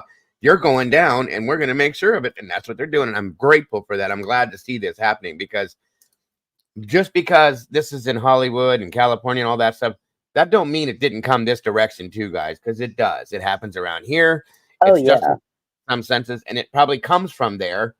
It eventually will get to this point. So if they're shutting this down here, eventually it's going to happen everywhere. And that's what I need. I like seeing that. You know what I mean? Andy says also when it's done intravenously, it's not just injected straight. It's diluted. That's true. And given over a period of a couple hours, yeah, they're not doing that because they have no idea what the hell they're doing. No, they're not doing safe administration at all, Andy. Not at all. At all. Nope. So insanity, guys. Insanity. And yes, Jenny, partial responsibility does lie with Matthew Perry. He might not have been forced and he knew what he was doing, but the responsibility lies with these people too, because what they were doing was illegal. Here's the thing, though. I agree with you, Jenny, on this. Partial responsibility is still with Perry. He wasn't forced, and the cost didn't matter to him. He had his yes man. Defendants knew so. Perry did. If you use drugs, prepare for consequences. I do agree. Here's the other side of this. This man was an addict. This man was known to be an addict. He admitted to be an addict, and a doctor with a license, a medical license, got involved in this. That's where the wrongdoing is, because there was a doctor involved. The drug dealer, the who dealer, this person, the middleman, the assistant, whatever. They can say, we didn't know better if they choose to. If you got a medical license in your wallet with your name on it saying you went to school to do what you do to help people, shame on you. That's where the problem is, in my opinion, with this. But I do agree, Jenny. But I don't think because we're not Hollywood stars, we don't see this as an epidemic. Okay, that with the way they're treated, and they're never told no because of all those yes men and the money, but the yes men comply because they want the money, and they want to live in your mansion. They want to live in your guest house and have all the perks, right? Probably giving them a car, paying them an astronomical amount of money to be your assistant because life's so hard you can't assist yourself. But I'm saying they all got an assistant. Damn, I'd love an assistant. I don't even care about all that money. I just need the assistant. Can I get one of those? But you know what I'm saying? It's just like it's an epidemic out there because when even if they're not addicted, they will become addicted at some point. And these doctors are just willing to go behind the scenes to take care of it. That's the problem. That's a problem. Yeah, he's not going down the road to the park and meet the dealer on the corner and getting his stash. He's going to a licensed medical doctor, and they're illegally bringing these drugs into our country. Yep. Which will eventually flood to our streets, to our children. As they always do. Speaking of assistants and people that want to live in your mansions, this guy wasn't an addict, but this is proof. Kato Kalin. Oh my God. Cato, think about it. Cato stood behind OJ at the trial, but Cato totally changed his tune over the years. Well, of course. Yeah. When he wasn't living It's hard in to give OJ's up that mansion mansion, anymore. that guest house, right? But It's hard to give up that guest house. When he had that guest house, there's an example, prime example. Yeah. Yep. I do agree. Andy says that they knew he was an addict and they used him to make money. They didn't care if he was going to die. They preyed on him. That's very true. I mean, the doctor called him a moron. Let me see how much this moron will pay me. Like, I want to go to Hollywood and scream that out. Did y'all hear what that doctor said? Yeah, You're all morons. Good Lord. Just like Michael Jackson's doctor. He probably told him, hey, this is dangerous. Michael didn't care. Do that. And Michael said, I'm going to give you this much more money to do it. And he did it anyway because of the money. Yep. Right. That's the point. That's where the problem is. And that's where these doctors, and I know there's good doctors out there. There are good doctors out there. I have one now. We have people like good doctors that are out there that care about people. They're not here just to make money. There needs to be more of them because those doctors are on the up and up, right? They're going to treat you out of their doctor's office, come to your house and pay me on the side, bypass everything, and you're now a drug dealer. You're no longer a doctor. Amen. Thank you. Just pull around to the back of my office and I'll meet you out there. I'll meet you out back in a minute. But I'll send my assistant to meet your assistant. Damn. And that's what I think needs to happen when these doctors do this is they need to be clearly stated as being drug dealers and not doctors any longer. That's an opinion. Michael Jackson on the propofol, he was not getting a peaceful night's sleep. Oh, hell no. If you've ever been put under for surgery, right, you know how you wake up. Right. So I had to go get a test one time. I went to get a test done one time, and I had to be put to sleep. And it was after Michael Jackson, and this guy literally knelt down beside me, and we were already laughing and cutting up because that's just how I am. I like to be happy. So we were doing that. So he kneels down. He's like, I'm going to give you the Michael Jackson drug. I was like, you better not. He's like, it's the Twilight drug. I was like, you know what you're doing? He's like, yeah. I was like, I better wake up. He's like, you will. And we but it was this. So Kimber's right. You take this medication for surgery. And there he was getting it to go get a good night's sleep. Exactly. And it's a different sleep from your REM sleep. Way different. Sleep that you need. Yeah. For a proper night's sleep. So that's fact. That is fact. I agree with all that. Yeah. And that's why that's one of the main reasons why I'm showing this, you guys. Not only because, everybody wonders because Matthew Perry was a loved celebrity, blah, blah, blah, so on and so forth. That is important. And everybody wants to know about this. But two, to bring the awareness that this stuff goes on, that it's on the streets, that it does happen, just because it doesn't have to be, you don't have to be a celebrity for this to be in your life. Okay. Yeah. It goes on just as much with fentanyl and all these other things. And I always bring that stuff to you guys to show you, please know this, please understand this. And at what point is this going to reach our children? That's another problem. Yeah. I have and that's huge one thing about presenting this stuff, Dago. It gives people an idea of what is out there that your kids can have access to. Thank you. That's what this is all about. The drugs change, right? My kid will come and say, Mom, this or that. I'm like, what the fuck? And I'll see things online. And I'll go to my kid and I'll ask him, have you ever heard of this? Yeah. Or no, we'll have the conversations. Right. And that's where I think parents need to start getting really open with their kids. I don't go at him with like lecturing. I never have. We are able to sit down, and this kid's really mature though. Right. I've got 4 kids. They're not all the same. Don't get me wrong. I've had to approach all of them differently with conversations. Right. This one's just different. He's like a freaking grown person. He's always been that way. Kind of, too, yes. Yeah. He just sees things on a way different level than kids his age.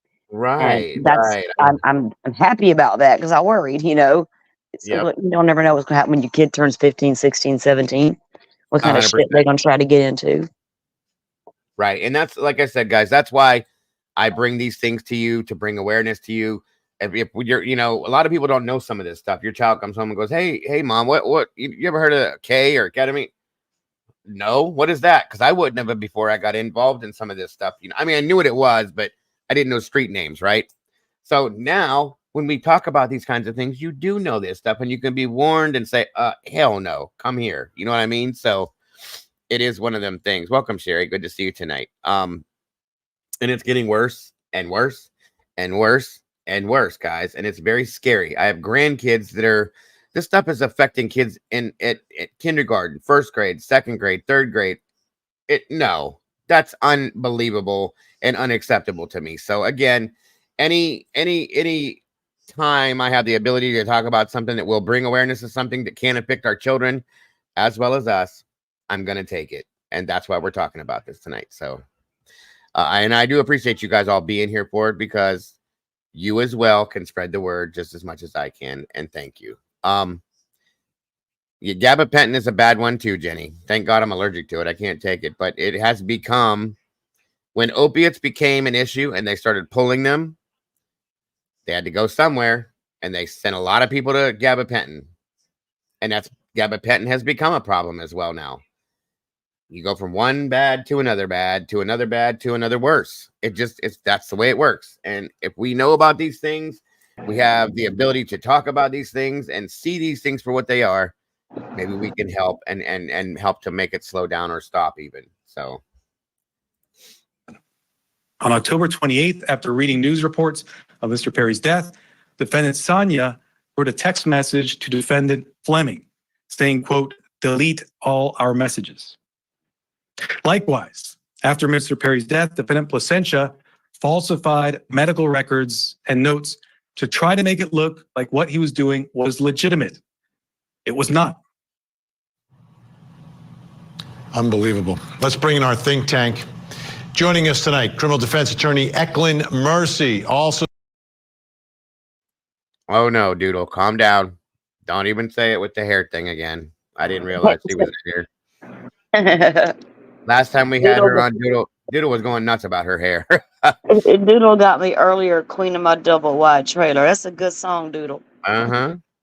Yep. 800 milligrams ibuprofen 3 times a week for day. 100%. I do it too. And I would rather ever always take that than any of the other stuff. I promise you that. So. Also joining us, retired criminal defense attorney Kirk Nurmi and former federal prosecutor Nima Rahmani. Great to see everyone tonight. Tragic story. Obviously, it's very high profile because it's Matthew Perry, but this investigation uncovered some really nefarious things, especially when you see doctors involved in all of this and going after the so-called ketamine queen. But Nima, I want to begin with you as a former federal prosecutor. How do you see everyone's responsibility here? Because they had to flip some people, including the man who's injecting Matthew Perry, his assistant. So how do you see everyone's responsibility for what happened to Matthew Perry here?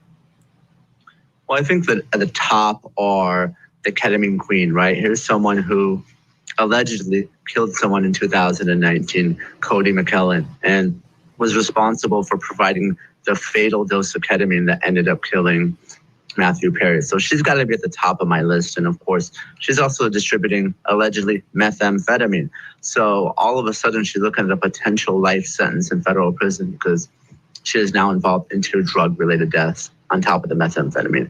Then you got to look at the doctors, right? I mean, they took an oath to do no harm. And not to say the drug dealers get a pass or the assistant gets a pass, but you're a medical doctor, right? You're taking advantage of someone with a serious, documented, public opioid addiction, right?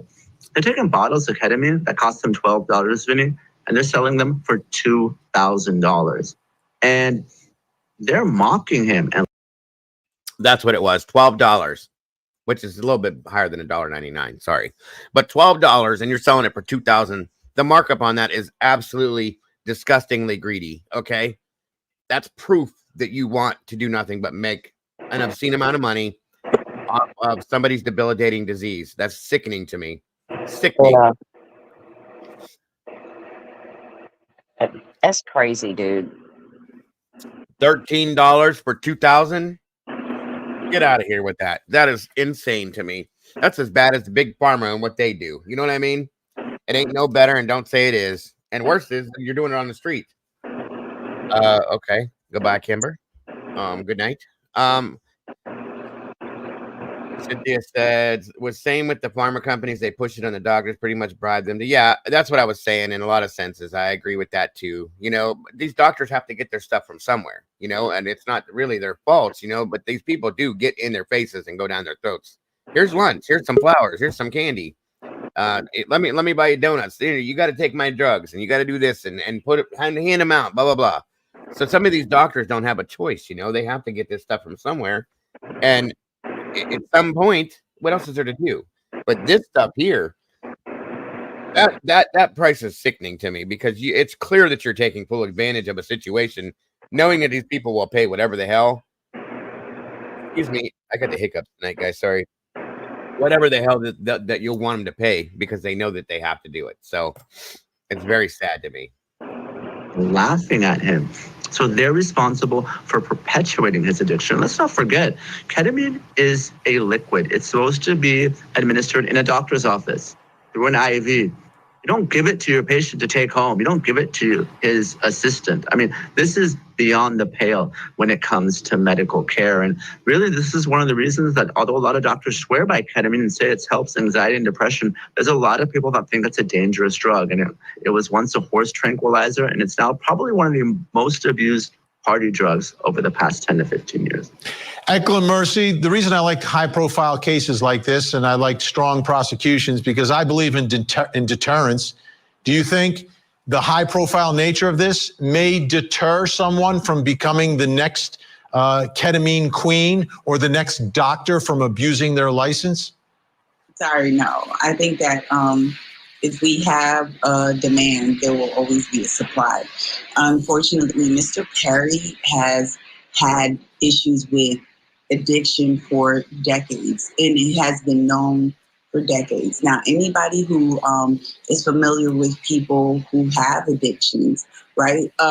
They understand that it doesn't matter what. If you have somebody who's addicted to something, they will move heaven and earth. It does not matter if it's $12 or $5,000, they will get that money. Now, the issue is that when you have somebody who has deep pockets, when you have somebody like Matthew Perry, the issue here is that the argument that they knew of, it could be so that they were trying to protect him. Now, I've represented some people who, hey, they have high-end clients and high-end, people who need it. However, when you have that addiction and they don't have somebody that they can trust to get it, in their minds, they feel like they are protecting him from being murdered or being robbed or being what have you. So although they are talking about it, we've seen it often. It's like, this is not just a regular person off the street. He's friends. He is the friend. So he can't just go out on the street and say, can I get a little? No. So I think that they use that. Do I believe that it's connected to a murder? No. Do I believe that it's connected to his death? No. Unfortunately, those who have addictions understand, the end. Unfortunately, there's a bad end. But I believe it's a RICO case. But do I believe that it's connected to his death? No. He has been very vocal with his issues with addiction for decades. So I think it's going to be a hard hill to climb. Kirk, do you see these defendants, the queen, the ketamine queen? Did she just say that she doesn't believe it's connected to his death? I gotta say I disagree with that. Back it up a little bit.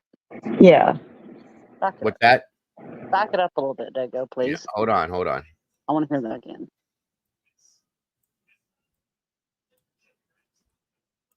Whoa. Okay, let's listen to her again.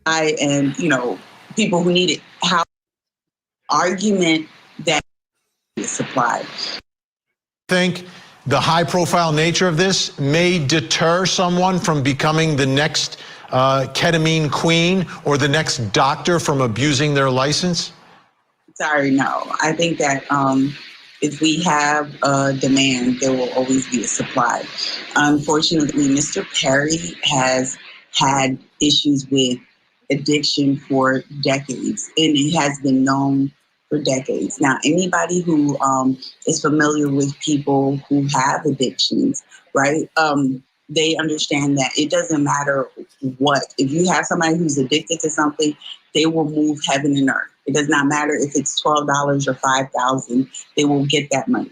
Now, the issue is that when you have somebody who has deep pockets, when you have somebody like Matthew Perry, the issue here is that the argument that they knew or knew of, it could be so that they were trying to protect him. Now, I've represented some people who, hey, they have high-end clients and high-end, people who need it. However, when you have that addiction and they don't have somebody that they can trust to get it, in their minds, they feel like they are protecting him from being murdered or being robbed or being what have you. So although they are talking about it, we've seen it often. It's like, this is not just a regular person off the street. He's friends. He is the friend. So he can't just go out on the street and say, can I get a little? No. Thank you, so I think that they use that. Do I believe that it's connected to a murder? No. Do I believe that it's connected to his death? No, unfortunately. I definitely don't agree with that. It absolutely is. If that wasn't available to him, if they weren't there to take advantage of that situation, he may not be deceased right now. Well, it's may not be murder like she's talking, but it is. But I'm saying I see that point, but it's so connected, lady. And how can you say it's not? Absolutely. That's ridiculous. That's like your hair's getting to you, lady. Sorry. It was in his autopsy. It was in his autopsy that the ketamine was connected to his death. Of course. The only thing I can think of is because she's a defense attorney. She went them Dago, right? She's been on a high-profile defense attorneys out there in Hollywood. She's going to get her some new clients. Something's wrong with that statement. I'm sorry. Client fishing. That is irritating as hell to me. I'm sorry, but I will disagree with her and move on. Those who have addictions understand, the end.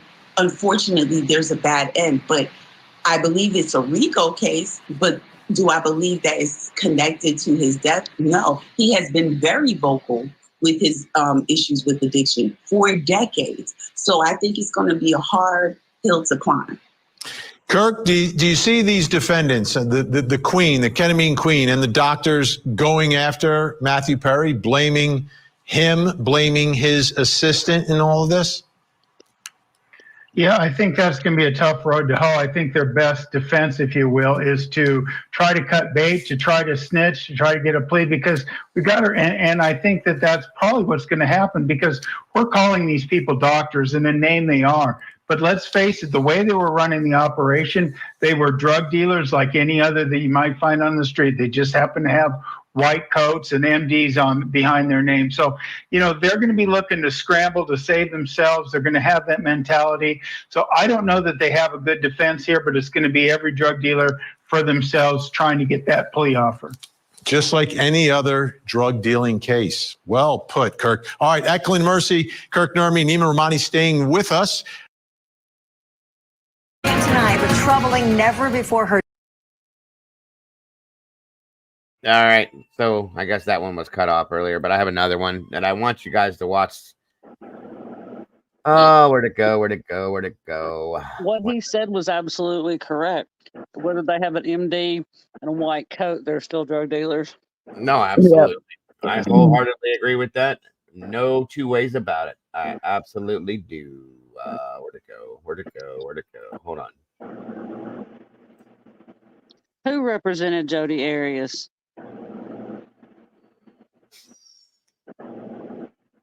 There we go. Somebody said one of them represented Jodi Arias. That lady on the show. I don't know. Crazy hair lady. Yeah, I was gonna say maybe. Oh, the one with the weird mouth that was making weird. Yeah. Okay. Yeah. Kurt Nurse. I didn't remember no lady. I don't remember that lady from the Arias trial. Yeah, right. All right, here we go. Just quick question. Is any Spanish language media here? Any hands raised? Okay, good.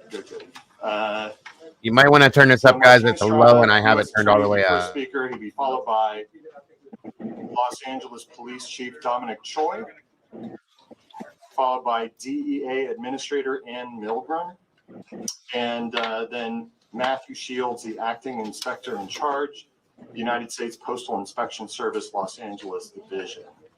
And then yeah, they even had the USPS service involved in this as well, the postal service, because it was going through the mail. All of these not groups, but agencies were involved in this, including the mail service, which I think that's awesome that they did that. So they all work together, and they're finally starting to shut some of this down. And that's amazing to me. And the U.S. Attorney will make some remarks in Spanish for Spanish language media, and then we'll take some questions. So we'll be here in a few minutes.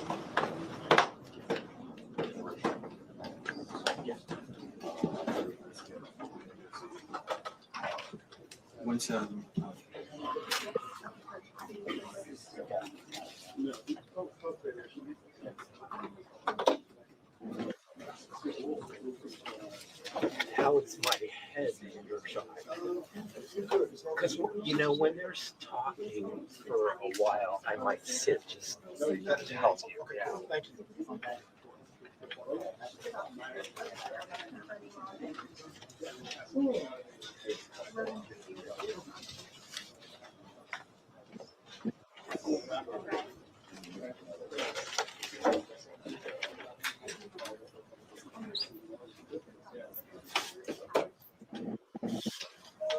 Whoever has a big old mark across the street, they're going to throw it.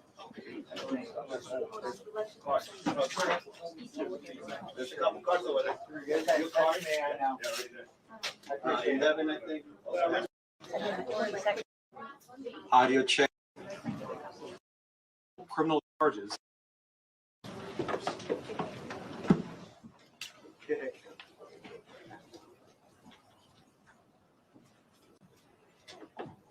Good morning. My name is Martin Estrada. I'm the United States Attorney based in Los Angeles. We're here today with our law enforcement partners to announce federal criminal charges related to the death of the actor Matthew Perry. Following Mr. Perry's death in October of last year, law enforcement, my office, and our partners represented on this stage began an in-depth, wide-ranging investigation. That investigation has revealed a broad, underground criminal network responsible for distributing large quantities of ketamine to Mr. Perry and others. This network included a live-in assistant, various go-betweens, 2 medical doctors, and a major source of drug supply known as, quote, the ketamine queen. We charged 5 defendants in this matter. These defendants took advantage of Mr. Perry's addiction issues to enrich themselves. They knew what they were doing was wrong. They knew what they were doing was risking great danger to Mr. Perry, but they did it anyways. In the end, these defendants were more. I'm going to talk about the indictment, the allegations, and the charges in more detail. On October 28, 2023, Mr. Perry was found deceased in his home. An autopsy was conducted following his death. That autopsy showed that he had died due to the acute effects of ketamine. Ketamine is a controlled substance. It has some legitimate uses, but it is also used illegally. It is used by people seeking to disassociate from reality. It can cause serious health effects, serious health problems, including loss of consciousness, including spikes in blood pressure, and including respiratory issues that can deprive the brain of oxygen. For that reason, it is a drug that must be administered by medical professionals, and the patient must be monitored closely. That did not occur here. This investigation focused on who supplied the ketamine to Mr. Perry. As many of you know, Mr. Perry struggled with addiction in the past. And on many occasions, he sought help for his addiction issues. The investigation revealed that in the fall of 2023, Mr. Perry fell back into addiction, and these defendants took advantage to profit for themselves. The two lead defendants in this case are defendants Salvador Plasencia and defendant Jasvin Sanya. First, I'll talk about defendant Plasencia. Defendant Plasencia was a medical doctor. He worked with another medical doctor, defendant Mark Chavez, to obtain ketamine. He then worked with Mr. Perry's live-in assistant, defendant Kenneth Iwamasa, to distribute that ketamine to Mr. Perry. Over 2 months, from September to October 2023, they distributed approximately 20 vials of ketamine to Mr. Perry in exchange for $55,000 in cash. Defendant Plasencia saw this as an opportunity to profit off of Mr. Perry. He wrote in a text message in September 2023, quote, "I wonder how much this moron will pay." He also stated in text messages that he wanted to be Mr. Perry's sole source of supply. He wrote in a text message that he wanted to be Mr. Perry's, quote, "go-to for drugs." As a doctor, defendant Plasencia knew full well the danger of what he was doing. In fact, on one occasion, he injected Mr. Perry with ketamine, and he saw Mr. Perry freeze up and his blood pressure spike. Despite that, he left additional vials of ketamine for defendant Iwamasa to administer to Mr. Perry. Of course, defendant Iwamasa had no medical training to speak of. Defendant Plasencia knew what he was doing was harming Mr. Perry. He had spoken to another patient in mid-October 2023, and he told that patient that Mr. Perry was spiraling out of control with his addiction. Nonetheless, defendant Plasencia continued to offer ketamine to Mr. Perry. Likewise, defendant Sanya knew what she was doing was harming defendants and also Mr. Perry. She took advantage of Mr. Perry by selling large amounts of ketamine to Mr. Perry over a 2-week period in October of 2023. She sold approximately 50 vials of ketamine for approximately $11,000 in cash. She worked with a broker, defendant Eric Fleming, and also the live-in assistant, defendant Iwamasa, to distribute this ketamine. Sanya and the broker, defendant Fleming, saw this as an opportunity to profit off of Mr. Perry. In a text message, the broker wrote, quote, "I wouldn't do it if there wasn't a chance of me making some money for doing this." Defendant Sanya sold the batch of ketamine that resulted in Mr. Perry's death on October 28th. Officers later searched defendant Sanya's home. During that search, they found what amounted to a drug-selling emporium. They found 80 vials of ketamine, thousands of pills containing methamphetamine, cocaine, bottles of Xanax and other illegally obtained prescription drugs, and drug-selling paraphernalia, including scales and ledgers. As I mentioned, the defendants in this case knew what they were doing was wrong. When they'd refer to the ketamine, they used coded language. They'd refer to it using terms such as, quote, Dr. Pepper, or quote, bots, or quote, cans. Also, defendants Plasencia and Chavez, as medical doctors, knew full well this was not the proper way to administer ketamine, and they even talked about that in their exchanges. And defendant Sanya also knew that she was doing something that caused great risk to Mr. Perry.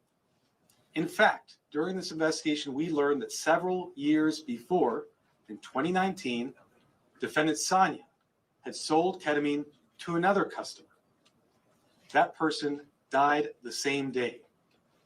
And a family member of that person sent a message to defendant Sanya telling her the cause of death was ketamine. Nonetheless, defendant Sanya continued selling drugs, including the ketamine that ultimately killed Mr. Perry. That other victim was a person named Cody McGlory. He died in 2019. As a result of this investigation, we have filed a drug distribution charge related to the death of Mr. McGlory. After Mr. Perry died, these defendants tried to cover up what they had done. On October 28th, after reading news reports of Mr. Perry's death, defendant Sanya wrote a text message to defendant Fleming saying, quote, "Delete all our messages." Likewise, after Mr. Perry's death, defendant Placentia falsified medical records and notes to try to make it look like what he was doing was legitimate. It was not. We have filed numerous federal charges against the 5 defendants. These charges include conspiracy to distribute ketamine, distribution of ketamine resulting in death, maintaining drug-involved premises for that drug-selling emporium the defendant Sanya had, altering and falsifying records related to a federal investigation for those false medical notes and records that defendant Placentia made, and multiple other drug trafficking counts. Of course, the defendants are presumed innocent until proven guilty. The penalties these defendants face are very significant. With regard to defendant Placentia, the statutory maximum sentence he faces is 120 years in federal prison. And with regard to defendant Sanya, the statutory maximum she faces is life imprisonment. By filing these extensive and serious charges, we are sending a clear message. If you are in the business of selling dangerous drugs, we will hold you accountable for the deaths that you cause. This is nothing new for us. Since 2022, my office has filed over 60 cases against drug dealers who've caused the death of another person. These cases are known as death resulting cases. They are labor-intensive cases, and we work with our law enforcement partners, including ones represented here today, to bring those cases. Our office is a national leader in bringing those cases. They're very important because every victim's life counts. If you are in the drug selling business and you're selling dangerous drugs, you are playing roulette with other people's lives, just like the 5 defendants here did to Mr. Perry. Defendants nowadays are on full notice that the products they sell could result in the death of another person. Therefore, if you're in the drug business, and despite these risks, you continue in the drug business, you are pushed by greed to gamble with other people's lives, be advised, we will hold you accountable. I want to thank our partners in this case, the Los Angeles Police Department, the Drug Enforcement Administration, and the U.S. Postal Inspection Service. These investigators did a phenomenal job digging into the case, looking at every angle to develop a case, a strong case against not only those who killed Mr. Perry, but also Mr. McGlory. I want to note that these cases are important and we'll continue to collaborate with our law enforcement partners to bring them, to ensure that justice is brought to every victim. And finally, let me thank the prosecutors responsible for the investigation and the prosecution of this case. Those are Assistant United States Attorneys Ian Yanello and Xiaohan Tsai. And now I'd like to introduce Chief of the Los Angeles Police Department, Dominic Choi.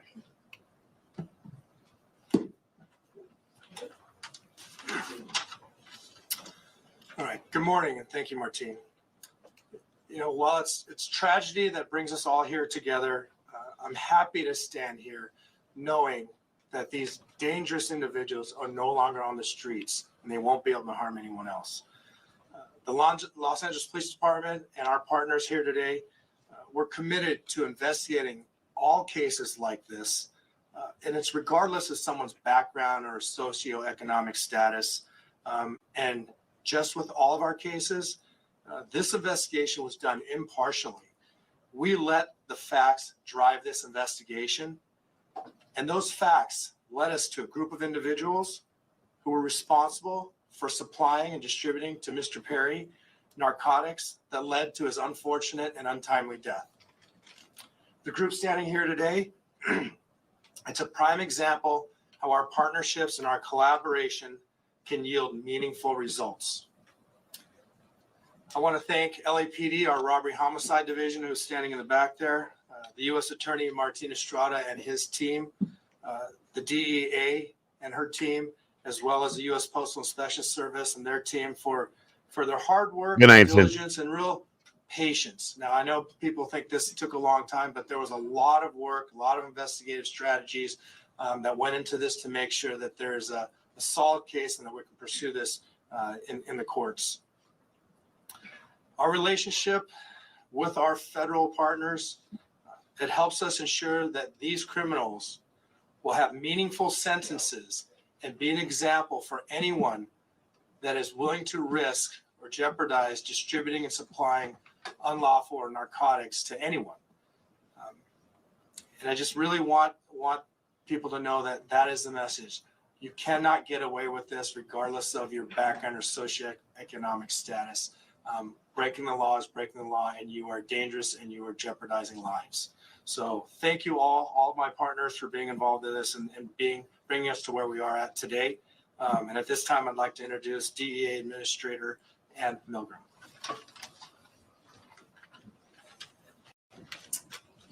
Good morning. Today we announced charges brought against 5 individuals who together are responsible for the death of Matthew Perry. Each of the defendants played a key role in his death. They falsely prescribed, sold, or injected the ketamine that caused Matthew Perry's tragic death. In the United States, most forms of ketamine are only approved by the Food and Drug Administration for anesthesia. A nasal spray version is approved for treatment of depression, but only in a certified medical setting. Here, Matthew Perry sought treatment for depression and anxiety and went to a local clinic where he became addicted to intravenous ketamine. When clinic doctors refused to increase his dosage, he turned to unscrupulous doctors who saw Perry as a way to make quick money. Dr. Plasencia and Dr. Chavez violated the oath they took to care for their patients. Instead of do no harm, they did harm so that they could make more money. Without performing any medical evaluation or monitoring, they supplied Matthew Perry with large amounts of ketamine in exchange for large sums of money, charging Perry $2,000 for a vial that cost Dr. Chavez approximately $12. As Matthew Perry's ketamine addiction grew, he wanted more, and he wanted it faster and cheaper. That is how he ended up buying from street dealers who sold the ketamine that ultimately led to his death. In doing so, he followed the arc that we have tragically seen with many others, whose substance use disorder begins in a doctor's office and ends in the street.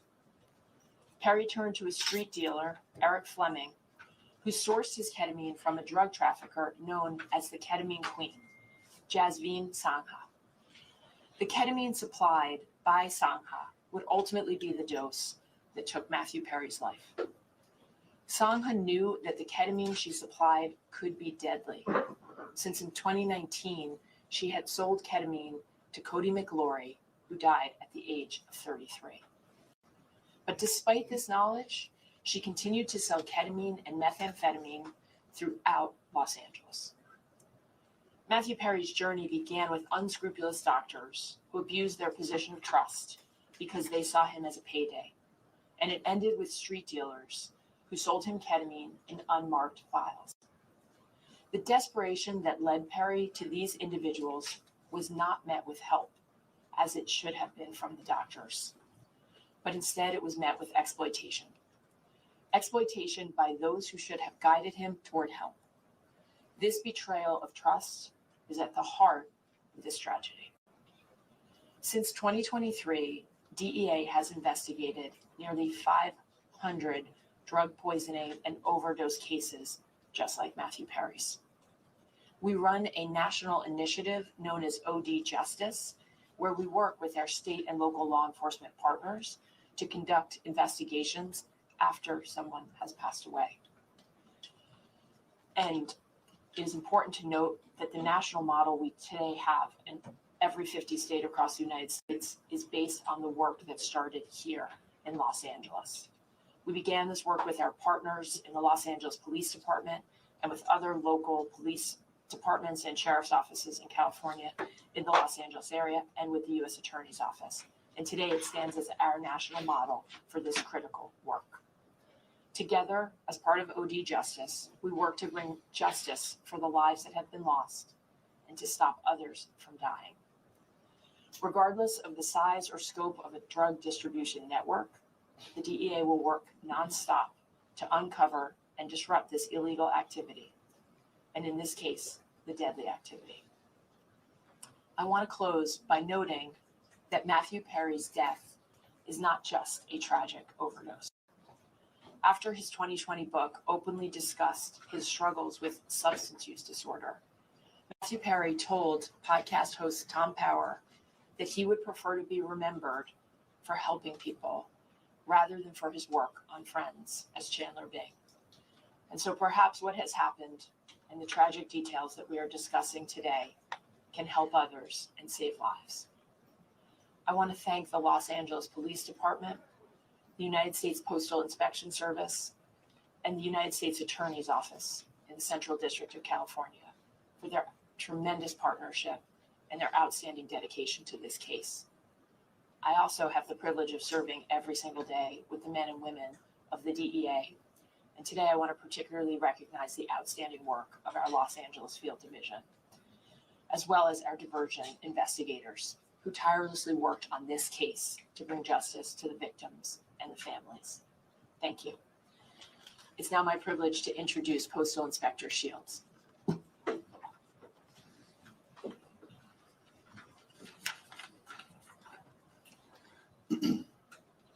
Good morning, and again, welcome. I'd like to thank U.S. Attorney Martin Estrada for his tireless dedication to protecting the residents of the Central District of California and his partnership with the Postal Inspection Service. As the nation's oldest law enforcement agency, the Postal Inspection Service has had a long, proud, and successful history of combating criminals who misuse our nation's postal system and cause harm to our employees and customers. This is our mission. In this case, our agency, in partnership with the Los Angeles Police Department, the Los Angeles Drug Enforcement Administration, and the U.S. Attorney's Office, worked to seize, search, and analyze evidence that has culminated in arrests and a dismantling of the group that is responsible for providing the ketamine and the reported contributed to the death of Matthew Perry. In this case, these individuals knowingly and willfully distributed ketamine to Mr. Perry as he struggled to overcome addiction, which ultimately led to Mr. Perry's tragic demise. Unfortunately, every day in this country, families are grieving for their loved ones lost to drug overdoses. We want these families and the American public to know that the Postal Service will not be an unwitting accomplice to anyone using the U.S. mail to distribute illegal drugs or drug paraphernalia. The Inspection Service continues to work tirelessly to rid the mail of illicit drugs, fight drug trafficking and the associated violence, preserve the integrity of the mail, and most importantly, provide a safe environment to postal employees, customers, and the American public. The Postal Inspection Service is turning the tide against drug dealers. Detecting and stopping their shipments is only the beginning. Tracing illegal drugs back to the source and shutting them down is the ultimate mission.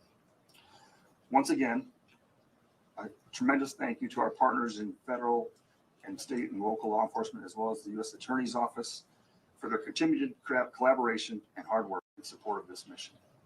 Thank you.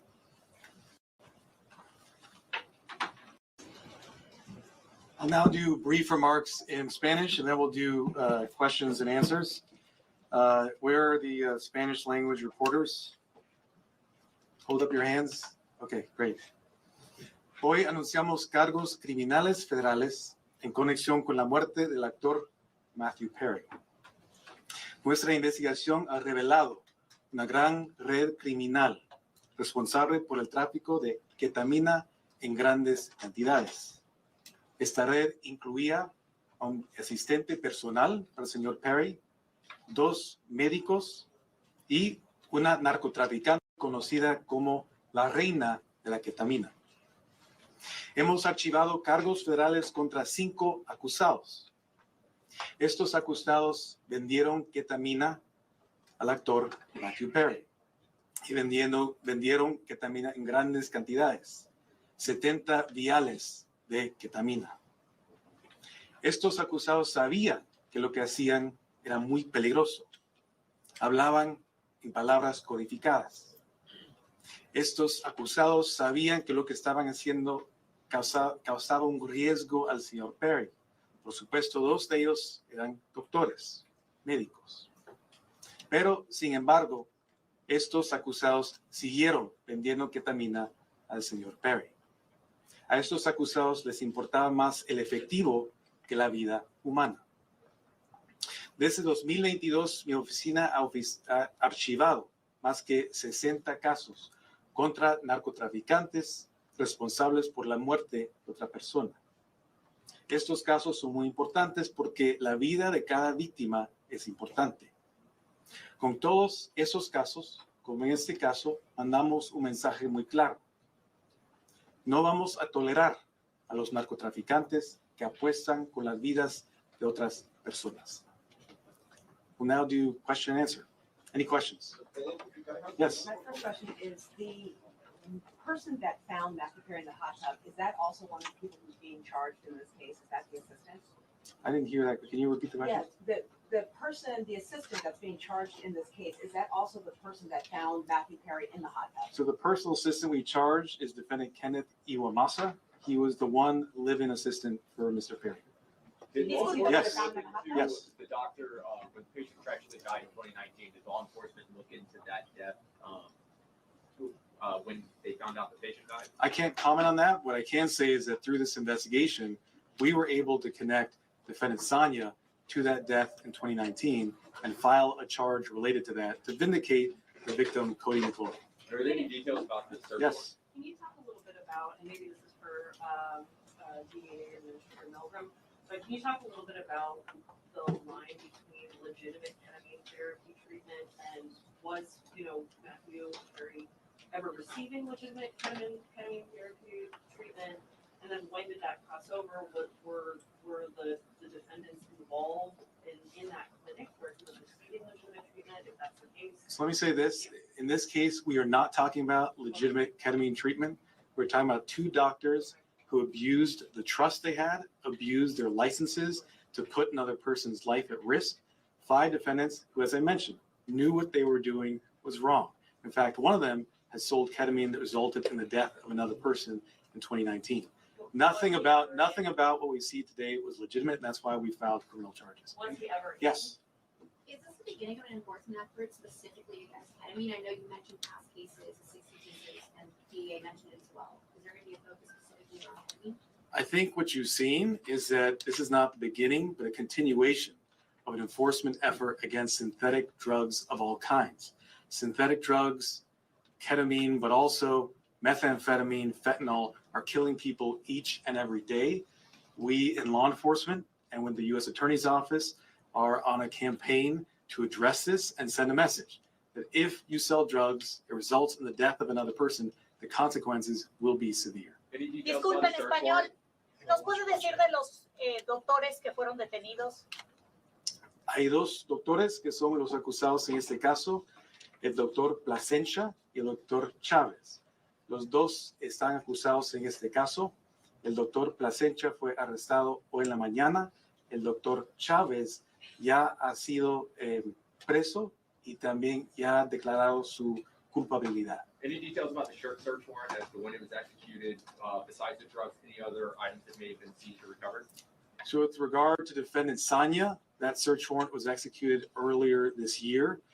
During that search, as I mentioned, we found not just 80 vials of ketamine, thousands of pills containing methamphetamine, cocaine, bottles of Xanax, and other illegally prescribed drugs, and drug-selling paraphernalia. As I mentioned, it was a drug-selling emporium.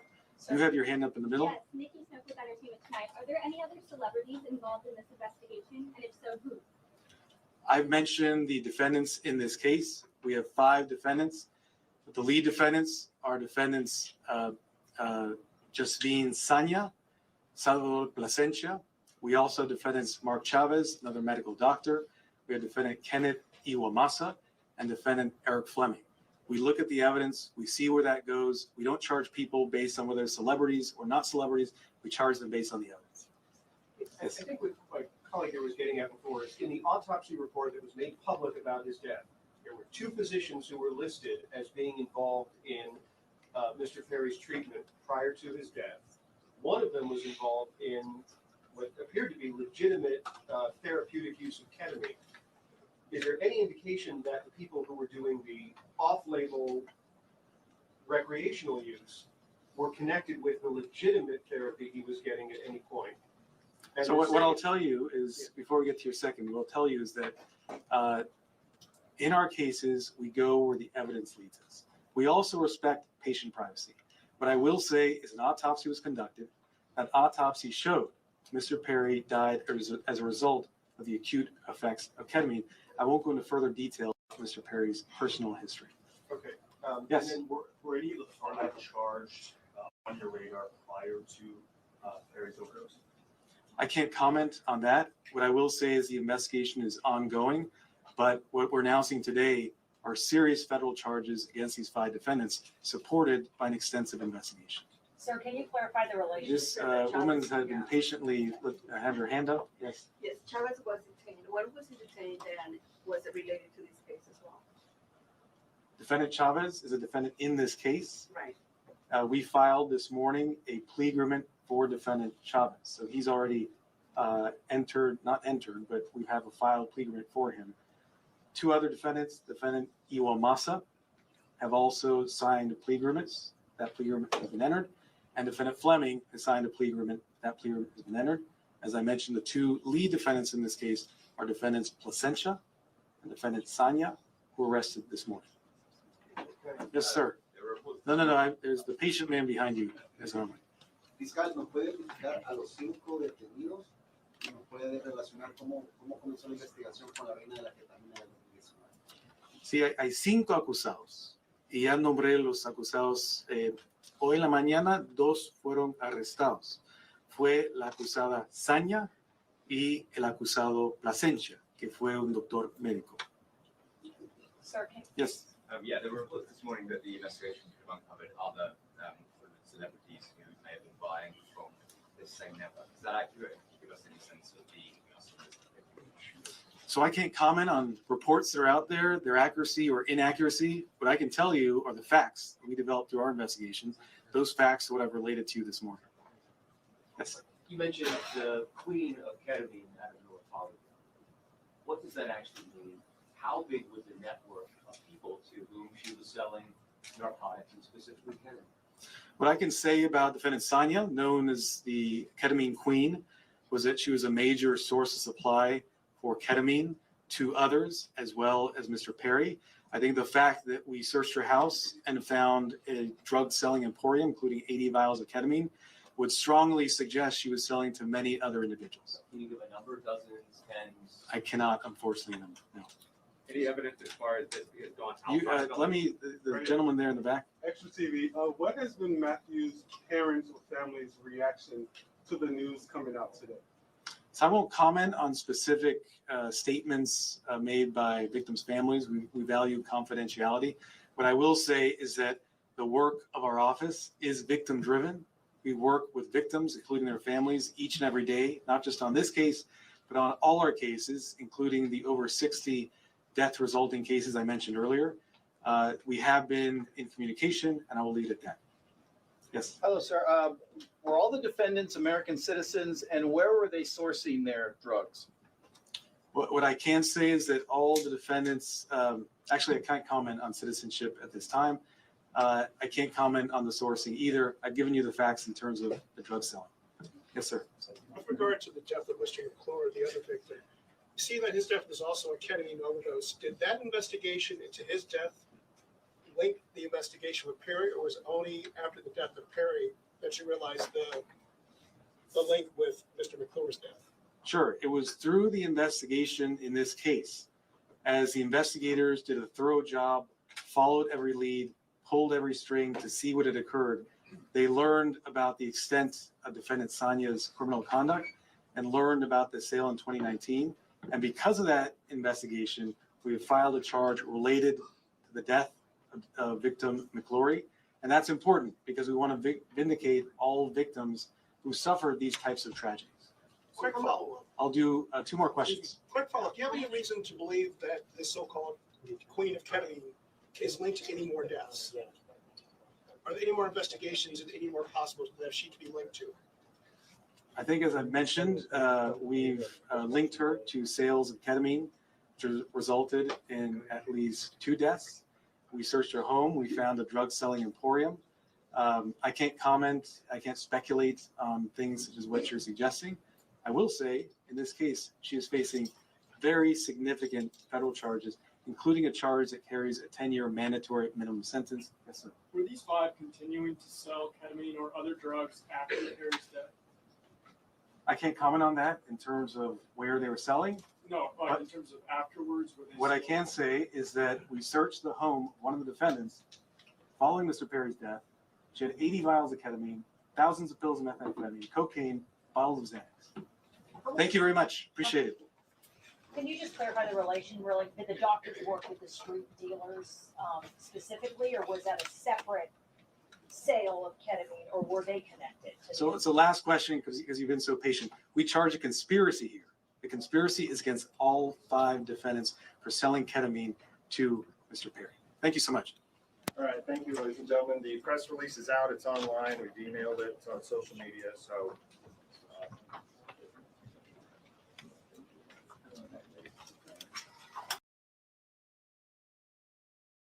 There it is, ladies and gents. Wow. That guy was no nonsense. That's fact. He wasn't playing, he wasn't doing nothing but what it is and what they were.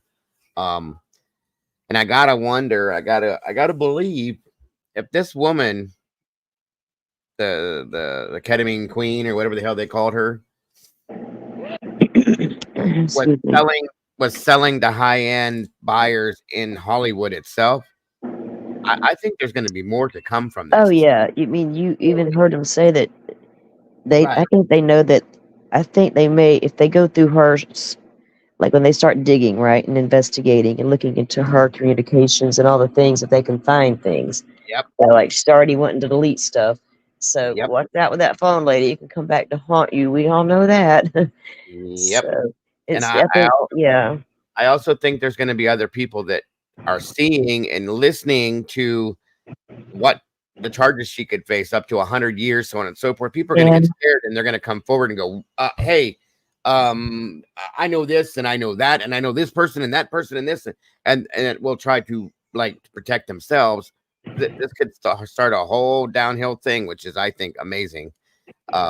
Yeah, Dago, I'm gonna drop down and listen because I got to get up super early, so I'm just gonna lay here and listen and chill. No But- problem. All right, No thanks. problem. Thanks for joining me. So yeah, I think that is very. This could cause a domino effect in a good way, I hope. To possibly bring some of this stuff down and scare enough people into believing that it ain't worth it no more. I mean, there's always going to be. It's always going to be, we know that. But in some senses, maybe this is a good thing. I'm hoping that it'll bring it down, and it could very possibly keep it away from our children and off the streets some. Welcome, Daniela Kiriakou. Thank you for joining us tonight. I appreciate you very much. It's been a while. It's great to see you. Welcome from Canada. I wonder how long this has been going on. Oh, God, Terry, come on now. Come on now. Like, we know how Hollywood works, okay? We know that when you have the kind of money that Hollywood produces, the people that live in Hollywood produce, just like Michael Jackson, just like this scenario, and anybody else that we have seen or heard that is involved in this, they get what they want, when they want, how they want it, and from who they want it from, okay? So I'm going to say a long time. A long. This has been going on for forever, guys. Different variations of it, but it's the same old story.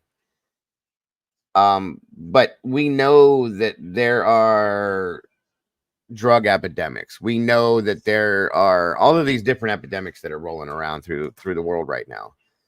This is just a small, tiny little dent in it, but it's a positive scenario, and that's another reason why I want to show this. You know what I mean? Chick Bait says, I love your name, by the way. I always did. Matthew Perry's last IG post was so irritating. Yeah, it was. It definitely was.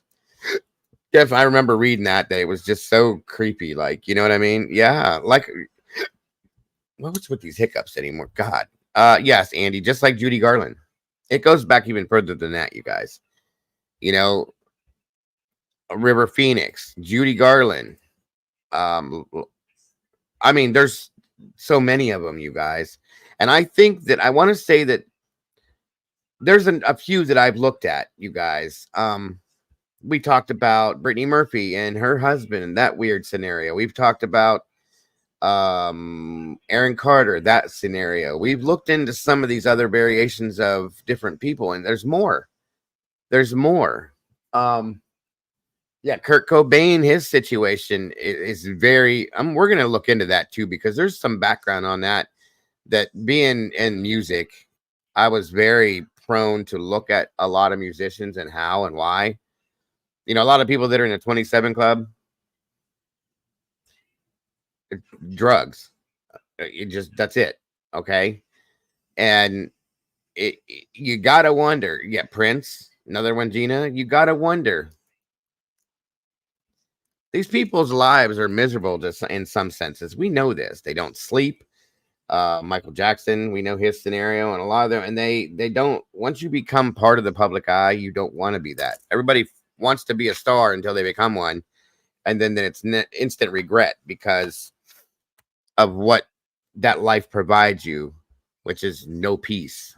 You know, so I'm just saying it's been going on forever and a day in different forms and variations. It's gotten way more deadly over the past couple decades. Oh yeah, Janis Joplin.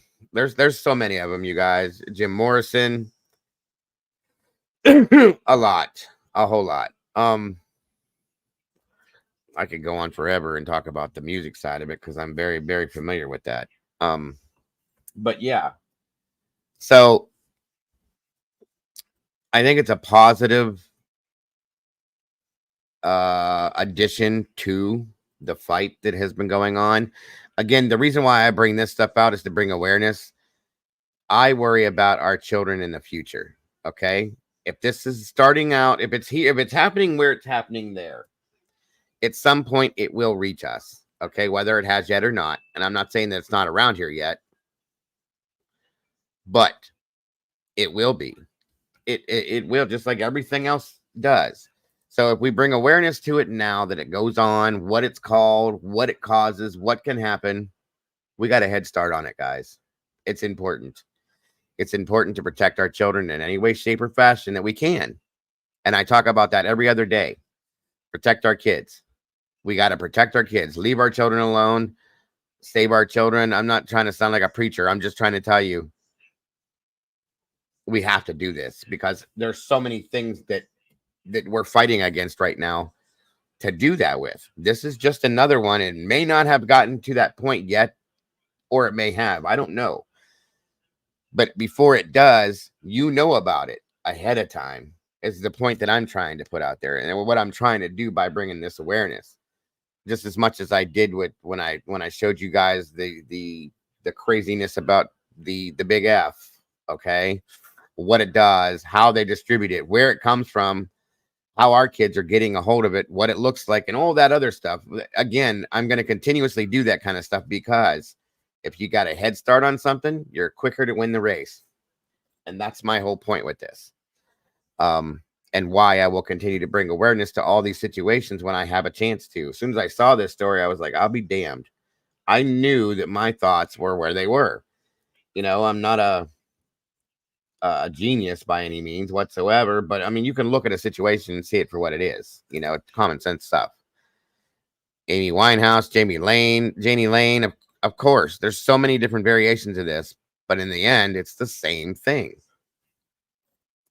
You know, and like I said, if people in Hollywood and all the people that we look up to can go through this, we can too. Maybe at a lower level aspect of it, but eventually we're going to get to that point too, you guys. And if we know ahead of time, we know. And that's what's important to me. Dago, this entire thing was off from, oh yeah. I think a lot of these, you know, when I started doing these late shows, I started finding something that we aren't typically talking about. And I did start looking into these things. Like I said, Brittany Murphy. We talked a tinge about Michael Jackson, the Aaron Carter situation, just some other scenarios that are in this, you know, this line. And it was really kind of interesting how often and how many areas that this happens, or not areas, but how many different levels of like stardom that this happened in. We're no different than these people, you guys. They just have more money and they're famous. That's that. We're all still people. Remember that. A lot of kid stars from well over the past 3 decades, okay, and then some, have gone through. It's part of it. It's just part of it, you know. It's part of being who they are. Sadly, I watched a documentary about 2 months ago, I think it was, roughly, about a club that was made for kids. And there was kids as young as 9 and 10 years old going into this club, and a kids club for the stars.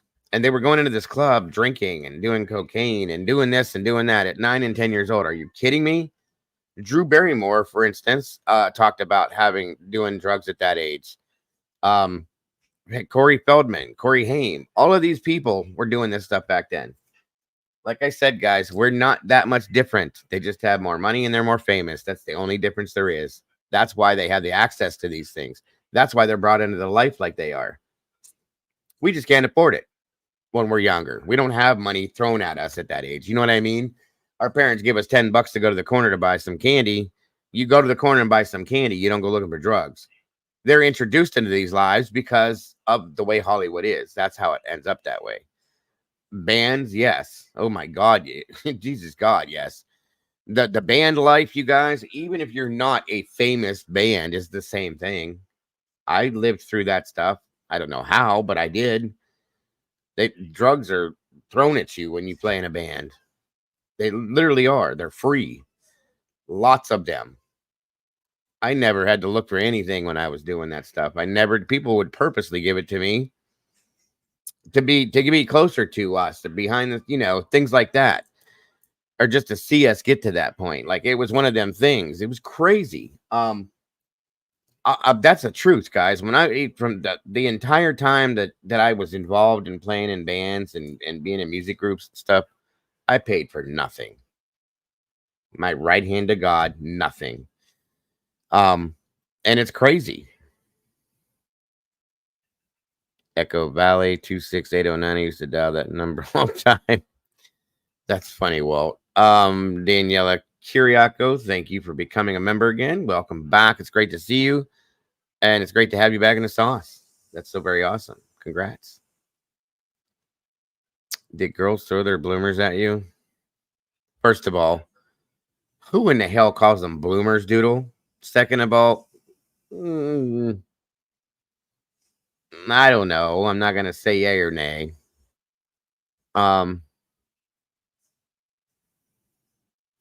Sometimes. I'll say sometimes. But I've always been the relationship guy. I like to be settled down. I like the family scenario, band or no band. You know what I mean? I went through my little phase, you know, after I got divorced from the creature, before I got with the love of my life, where I bounced around a little bit and stuff like that. And yeah, a little bit, but not a lot. You know what I mean? I wasn't Bon Jovi or Janie Lane or you know, any of them people. So it wasn't just everywhere. But yeah, I mean, it's one of them things. I don't want to. They did actually literally threw them at me, but there was people around that were interested in being close to the band. I'll just put it that way. Yeah, you're newer, chick. That's what my ex-wife considered the creature. I've always called her the creature. She doesn't deserve any. That's actually being nice by calling her that. Are you still here, Kimber? Did you fall out, hon? That's what I thought. Time to put Kimber to bed. As I do a lot. Good night, Miss Kimber. Thank you for joining me. So I'm grateful to see that something came from that, and I hope that we see more of that. I really do, and I hope that it does start to make a difference within this world. You know, I really do. Marvin Gaye, yeah, that was sad. That was probably one of the saddest situations I've ever seen.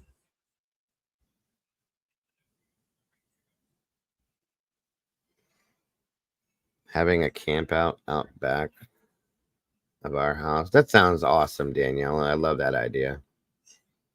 I've done that before.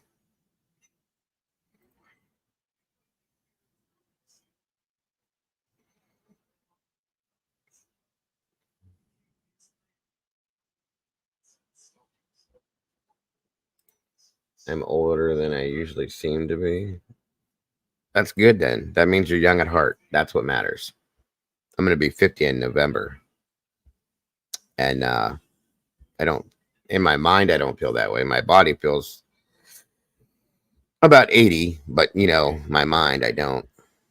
SNL, what are we talking about here? I see the Saturday Night Live thing. Creature. Wait, I'm lost a little bit. SNL cast members. What do you mean by that? What do you mean by that, chick? Chick bait. I love the name. I just Phil Hartman. Oh yeah. And what about Phil? That was a sad situation too. What happened to him?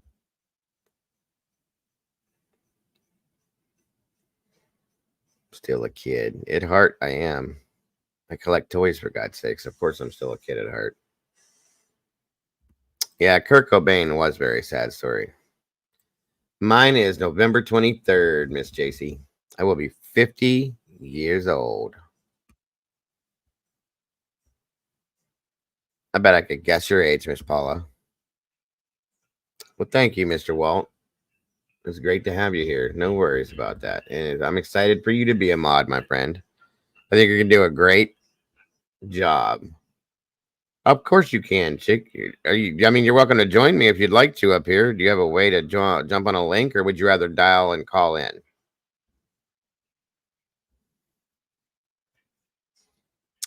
Absolutely, I can. If you can hear me. Hello, little Miss Lady Annabelle. Thank you for tuning in with your mom here. I hope you're enjoying yourself on your little camp out. And you ladies be safe and enjoy it. And that's saying hello and welcome from the True Crime Cafe with me, Mr. Dago. You're welcome to join me up here, chick, if you want me to. The only thing I ask you to do is once you come backstage, just show me your face for 1 second so I can make sure it's going to be your face and not some weird body part I'm going to see to try to shut me, you know, how YouTube shut me down. That's all. But there's a link right there, StreamYard link. If you click on that, you can pop up here and we can talk. Absolutely, Miss Daniela. All right, so if you click on this link right here, are you on a computer or on a phone?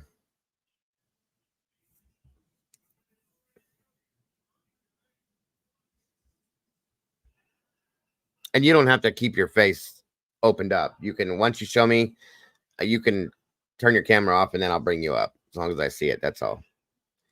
click on that link there. This one here. It's in the chat. You'll come backstage. Show me your face for a quick second. Close your camera off, and then I'll bring you up. No big deal.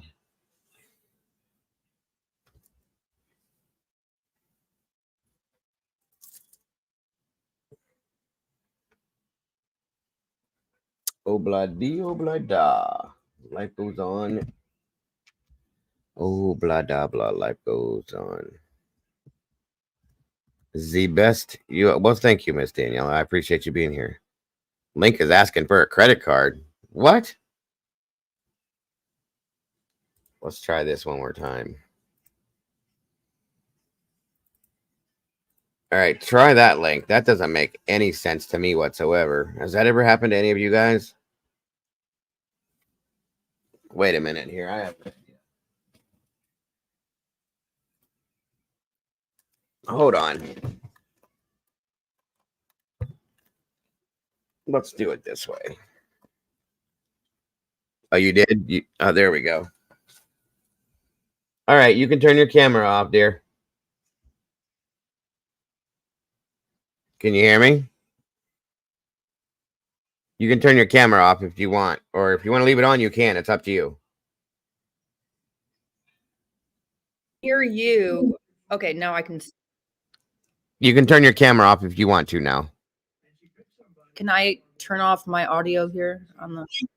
Just your camera, and just turn off me in the background. That's all you got to do. It's like re-recording whatever the tab I had open. Never mind. Nice to see you, Dago. You too. Yeah. If you're not comfortable with your camera on, you're welcome to shut it back off, and you can sit up here without it on, just your little icon. No, I just wasn't sure if you were not comfortable with me having my camera on. I can turn it off. Oh, I don't mind. If you're okay with it, I don't mind at all. A lot of people get nervous and get stage fright. They don't want to leave their cameras on. They're not comfortable with how they look or whatever. I don't care. I think my stage fright was when I clicked the link was asking me for information, and I'm like, I'm not putting that in there. No, don't do that. You just bypass it and move straight on. All right, cool. Absolutely. Now everybody knows the deal. Yes, and welcome to the show. Thank you for joining me tonight. No, thank you for having me here. Absolutely, and you're getting all sorts of compliments in the chat over here.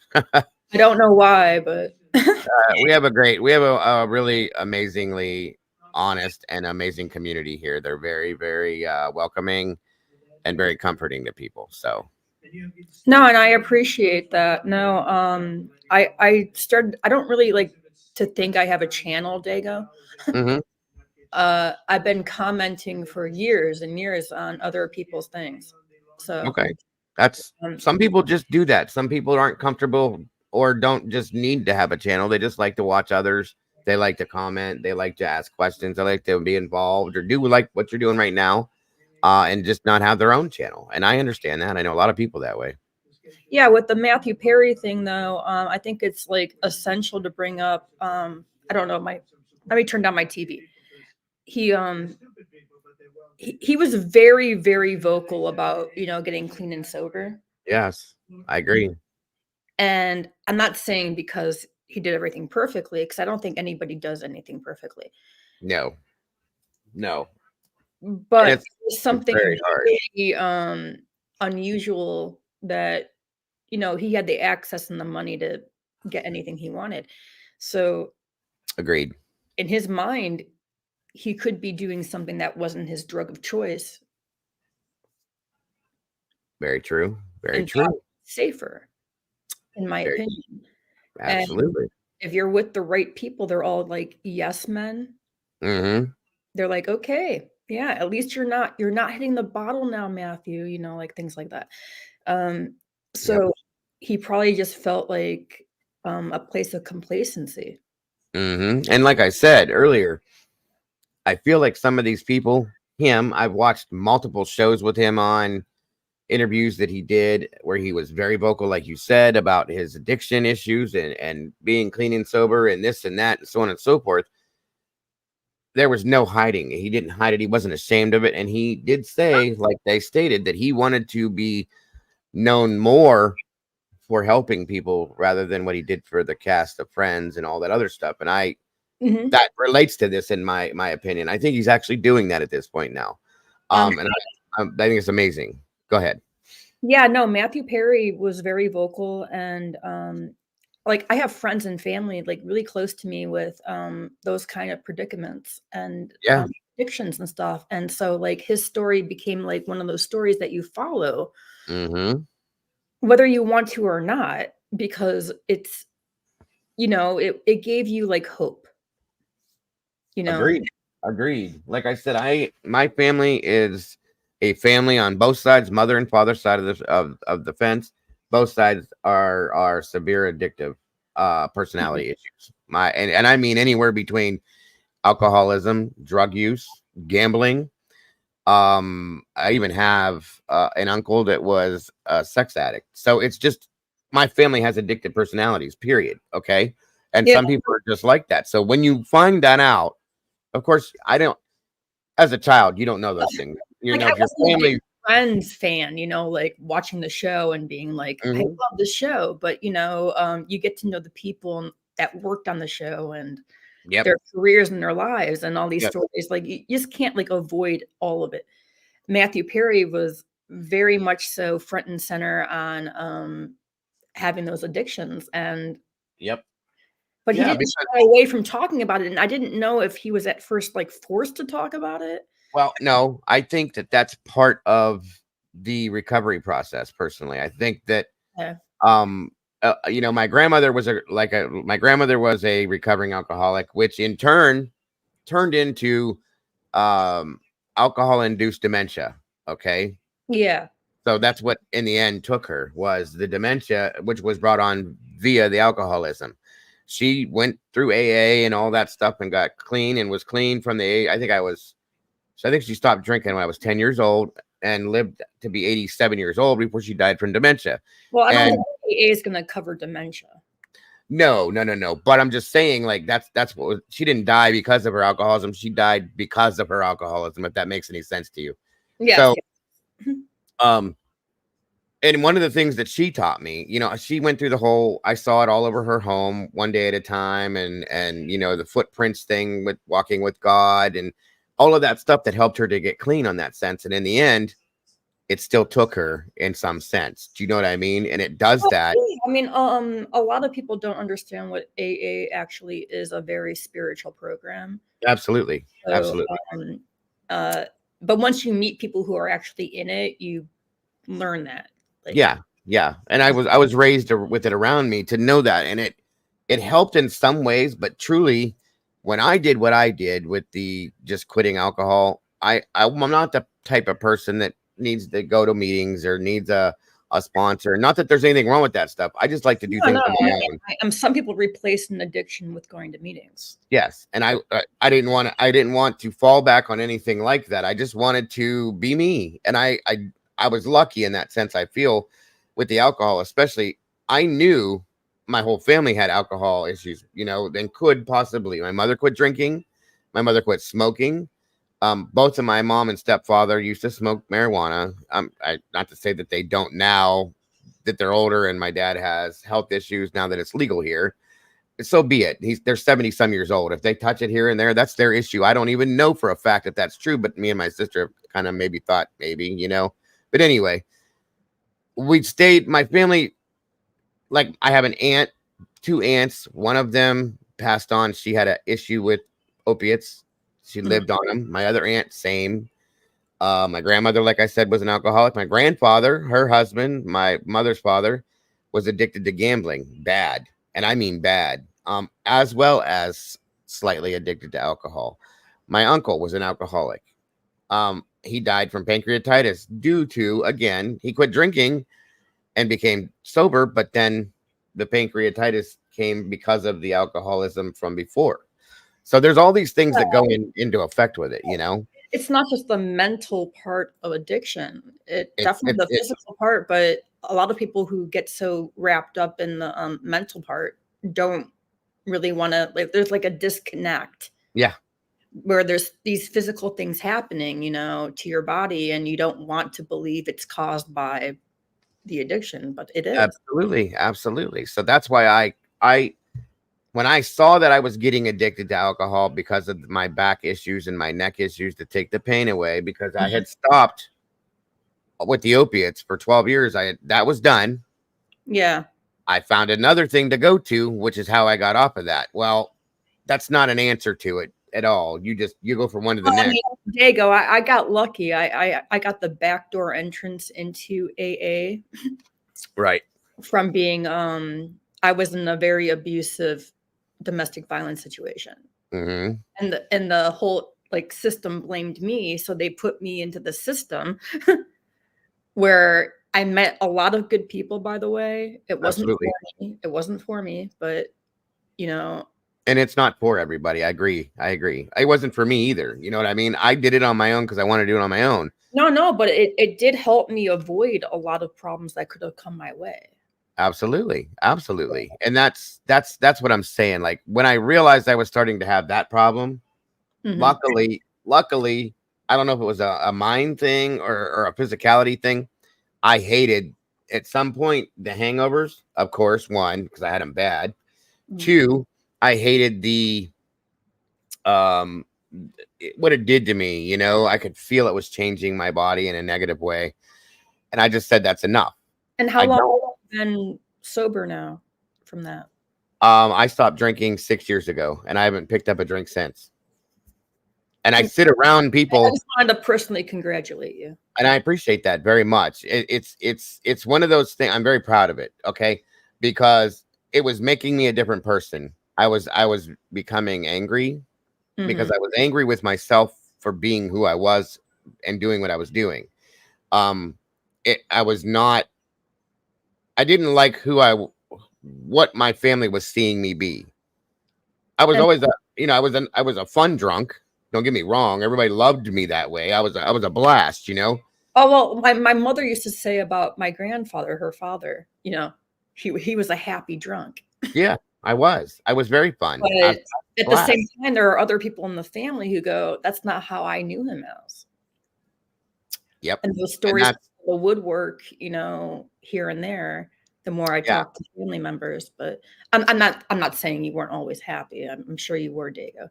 Well, I had my moments where so much of something becomes too much. The stuff that's under the surface comes to the surface and blends with that. And no, I wasn't. And bouncing off walls and tripping over my feet and throwing up every other night because I'm drinking every single night. And my family seeing that going, I'm embarrassed, you know?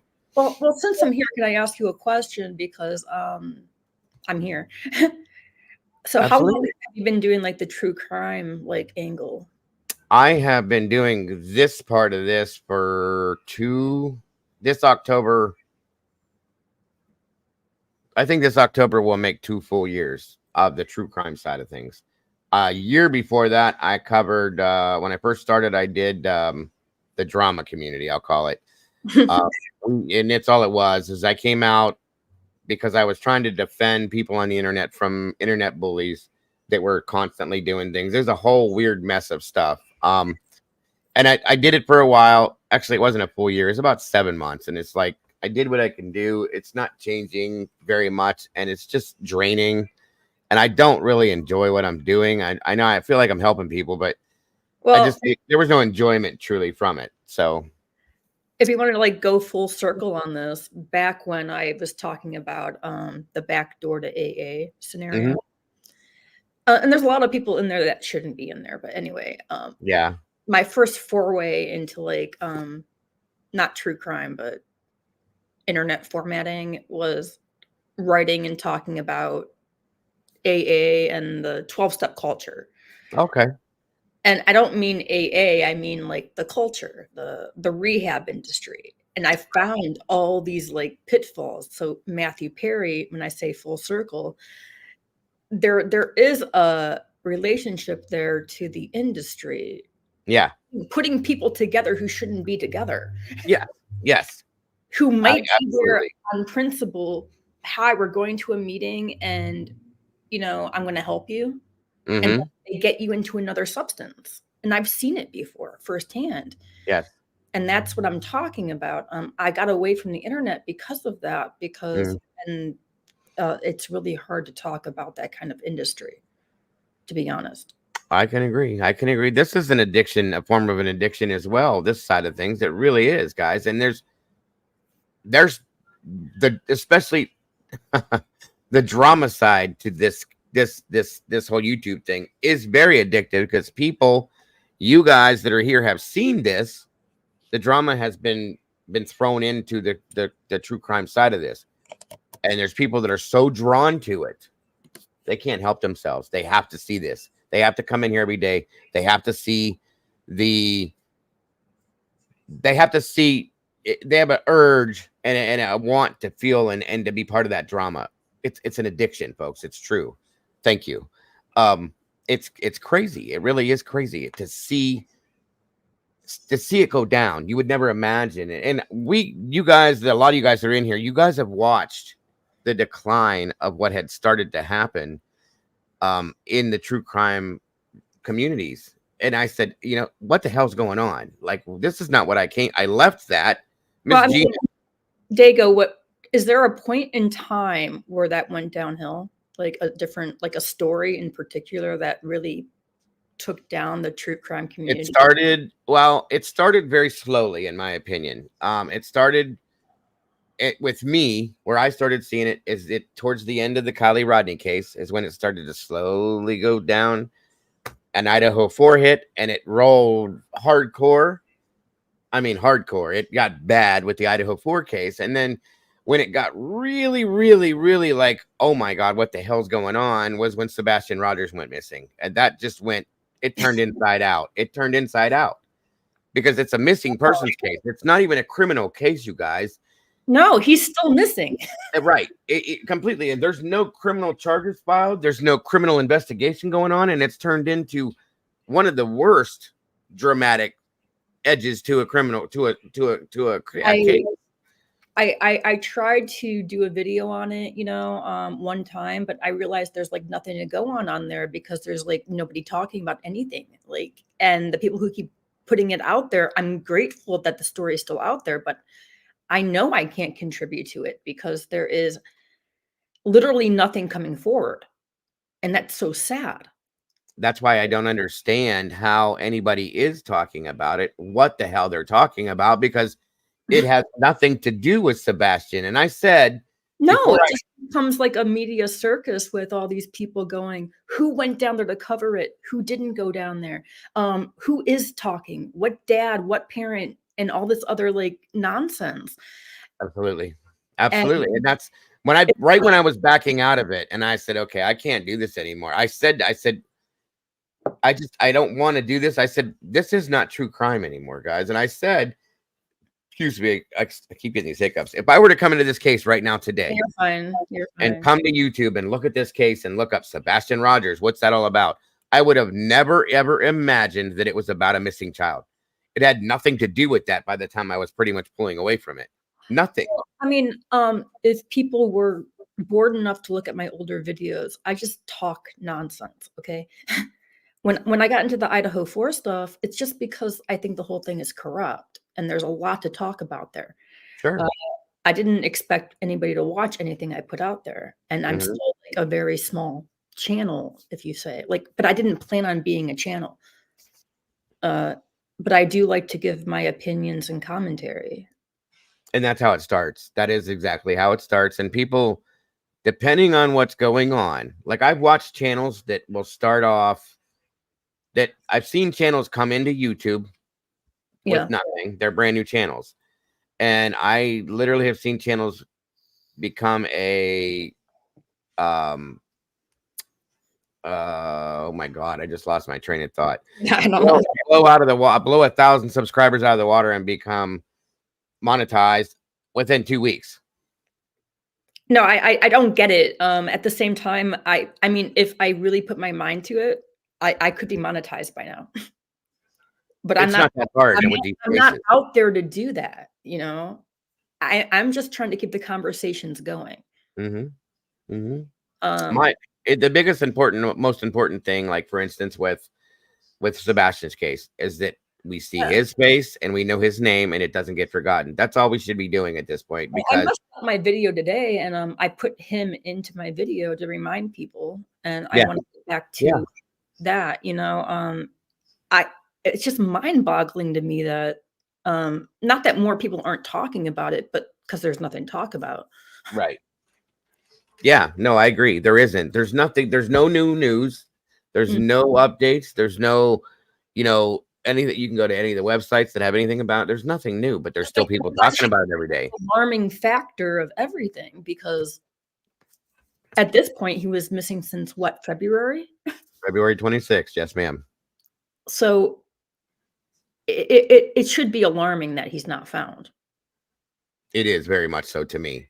It's very, and there's a lot of people that know me that have been with me for a while know that case hit me really hard, like a bat in the face, because I have a child that is the same in some senses, and I just was like, that I can't imagine feeling what these parents should be feeling. So when I think about that area, though, remember Riley Strain went missing and right, or whatever happened, right. And it was like kind of like this implosion in the same area. So here's Sebastian, here's Riley. Yeah, yeah. You know, absolutely. And getting people's attention that maybe Tennessee isn't all it's cracked up to be. There's been a lot that has gone down in Tennessee. You know what I mean? And I don't want to blame the state. I don't want to blame the state because it's a beautiful state, but the areas, I think some of it's coincidental, obviously, but the areas that some of these things are happening are just bad areas. And there's things that are coming out of those areas that need to be looked at and policed better, maybe in some senses. But yeah, you're right. I mean, it was just like, wow, that's overwhelming to see all of these things happening in this one specific area. It's like, wow. So I get it. I do. I get it. And that's like me and my friends, we joke, like we look at my old videos because it's like Riley Strain's missing, a bridge goes down, like just like weird things I'll put up there. And when I got to the Idaho 4, I was more concerned about the victims than I was about like trying to solve anything. Sure. Yeah, true justice. Place to solve. Nobody, in my opinion, is in any place to solve any of this from where they're sitting. Yeah. Yeah. No, I agree. I mean, it should have always been about the victims, period. But it seems that these cases always have a tendency to start to pull away from justice for the victims and personal scenarios within the people involved with the victims. That's not what it's supposed to be about. And with Sebastian Rogers, it's the same thing. Oh, absolutely. That's all it is. That is all it is now. Nothing less.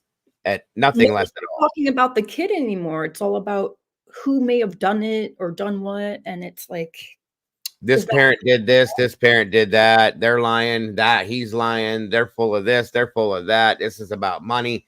This one lied. I kind of feel like I'm at their Thanksgiving dinner. You know, like this must. Oh yeah. Be he grew up with. Yeah, and that's the thing, you guys, that really bugs me is we should not know what we know about any of the people other than Sebastian Rogers. And the only reason why we should know that is to be able to put that information out, to bring awareness, to help to try to bring this child home, to help him to be seen and known, and so that doesn't go cold. Okay. But no, we know everything but that. Dago, has because I Googled it like this morning. Uh-oh. Internet signal. Is that me or is that you? Whoa, she's gone. She's gone. She's gone. If you can find the link. Hold on a minute, chick. It was a good conversation. Damn it. I like those. There's a link again. If you can come back, if you're in it, supports it, there's the link. Oh, there she is. There you are. Welcome back. Thank you, Doodle. That was quicker than I thought it would be. It happens. I go through it all the time, so don't worry about it. But you were saying internet's fun, especially when you do this. What were you saying though about refresh my memory? I'm trying to. I have a hard time with that myself. Something about Sebastian. I think we were talking about Sebastian. Oh, well, no, I was Googling it this morning, and There you there's go. no new news. There hasn't been in a long time. And I don't mean like just this morning. It's like every morning.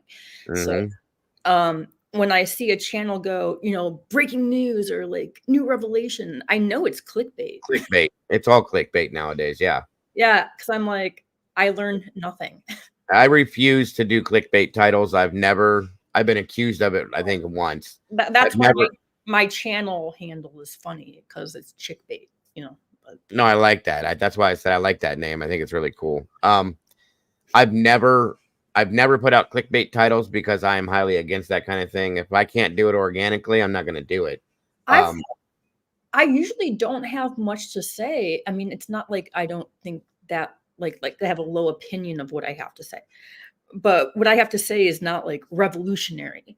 I'm trying to bring like a different angle to a conversation and Sure. shift that conversation. And if I can do that in whatever small way I can, that's what I want to do. There you go. That's And awesome. That's a good idea. I get so fed up, watching people talk nonsense. Like they know everything. How do you know everything? Do you work there? Are you involved? Are you in the case? Are you a perpetrator? And that's the sad thing is it's people that have nothing to do with, like, they work at department stores or they're a car salesman or you work in a grocery store. How do you know these things? Okay. Now, here's the thing. Exactly. We get a lot of info from here. Agreed. I know a lot about the fire and EMS field because I did that for a living. I know a lot about psychology and the psychological things because my wife has 2 degrees in psychology. But the only other stuff I know is from researching things here and there. And I try to stick to fact-based information because there's so much misinformation. We don't need any more. And that's no, exactly. But I mean, but some people have, I don't know what the word is for this. So I won't put the word out there, but some people really want to have their channels blow up in such a way. They'll say anything. and will do anything. Yes, they will. That is fact. That's why I'm not such a, if I would do, and this is fact, my blue crew's in here, a couple of the ones that are, well, most of them are in here, or a lot of them are in here right now, and they know this.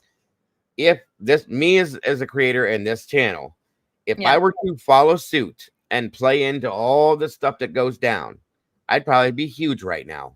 I can almost guarantee I would. Well, I mean, I just want to say thanks for trusting me enough to put me on here tonight. Well, of course, I want everybody to be able to have a voice. The only thing I've ever asked is when we talk about specific cases that people use common sense and use logic before you say certain things, and we don't victim bash or bring families down. That's the only things I've ever asked. But I love talking to people. I love hearing people's insight and their feelings on about Lizzie Borden's family, like that's in the past, right? Yeah, we could always talk. I do that on Fridays. We can always Paranormal Fridays is my thing. I love that. So, thank you, Gina. But yeah, I mean, there's no point in do that. I could be a huge channel. Like I said, Gina is probably the only other person that knows me from the other side of YouTube there I was.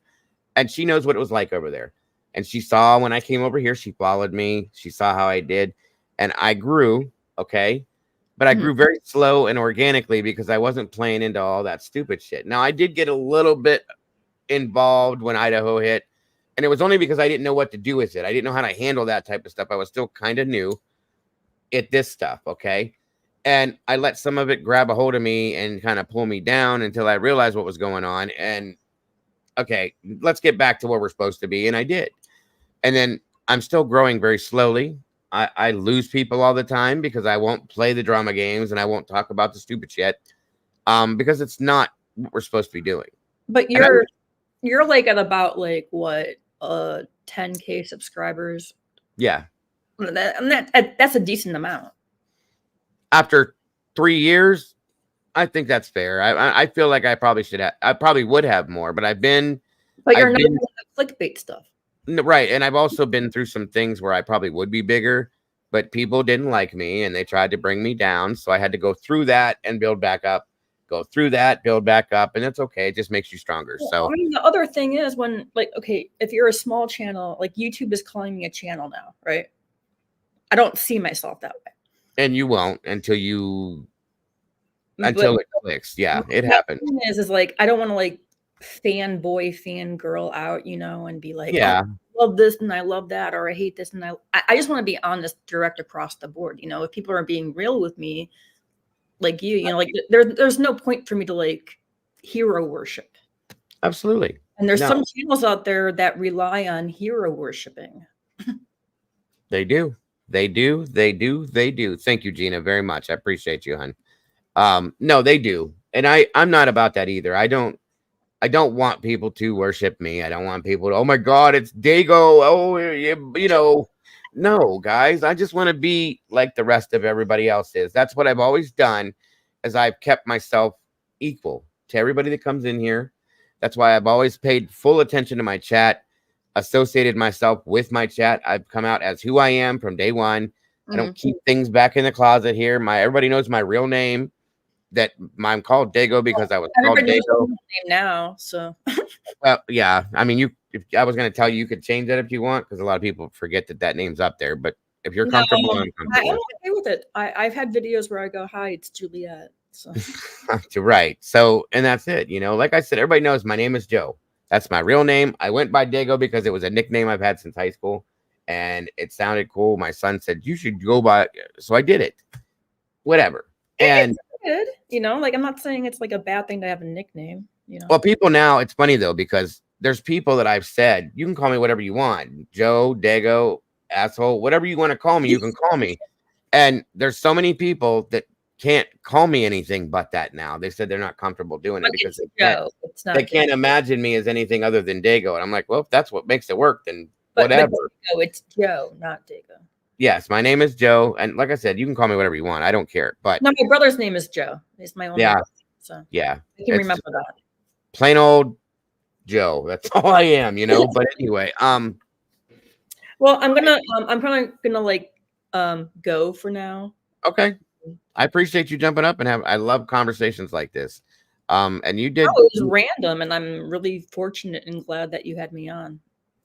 Absolutely. It's an honor for me to do it with anybody that jumps up here, and I appreciate anybody that does. So thank you very much. You can help me learn how to end this yeah, learning experience for me. Down at the bottom of your screen. Leave studio. Okay. You click that little X and so before I leave, then thanks for having me here. Absolutely, and thank you for joining us, and it's nice to meet you. It's wonderful. Thank you. You too. Bye. Bye-bye. Thank you, Chickbait. I appreciate you very much.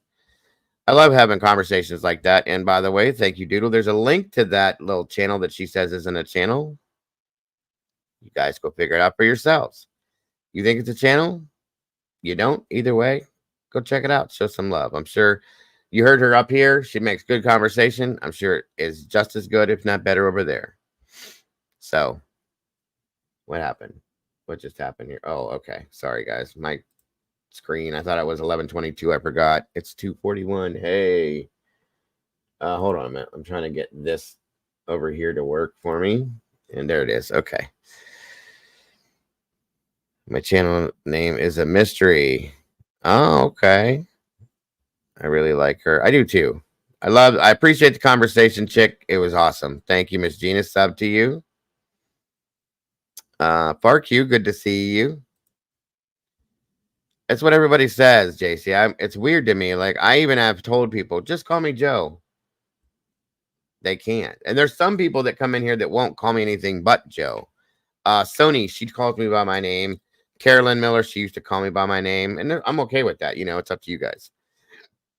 So, yes, absolutely. Just like Ava said, thank you for joining us, Juliet. Or Chick, sorry. Whatever you choose. And I did as well. I always do. I enjoy these conversations. I like talking to people. I'm a people person. I love people. And that's why I think I do this truly. Let me see here. I'm trying to check the chat to make sure. Good to see you, Wildfire. Captain Jenks is in here again. I do try, my friend. I really do try. I'm not perfect by any means whatsoever. I just try to be the very best I can for you guys. And sometimes I feel it's not enough. A lot of times I feel I'm very boring because, you know, some of these channels you guys see, there's 600, 700, 1,000 people there. And then I got 50 people. But you know what? those 50 people are really here to listen to me. That means a lot to me. And that's why I continue to do this day after day after day, because I love this. I love this community.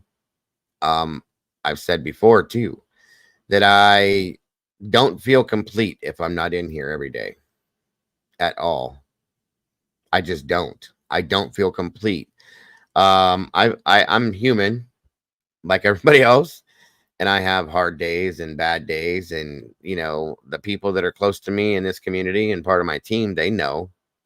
They really know. Like, there's a couple that just can look at me and go, "What the hell is wrong with you?" Nothing. I'm fine. You're a liar. What's wrong with you? I'm fine. Bullshit.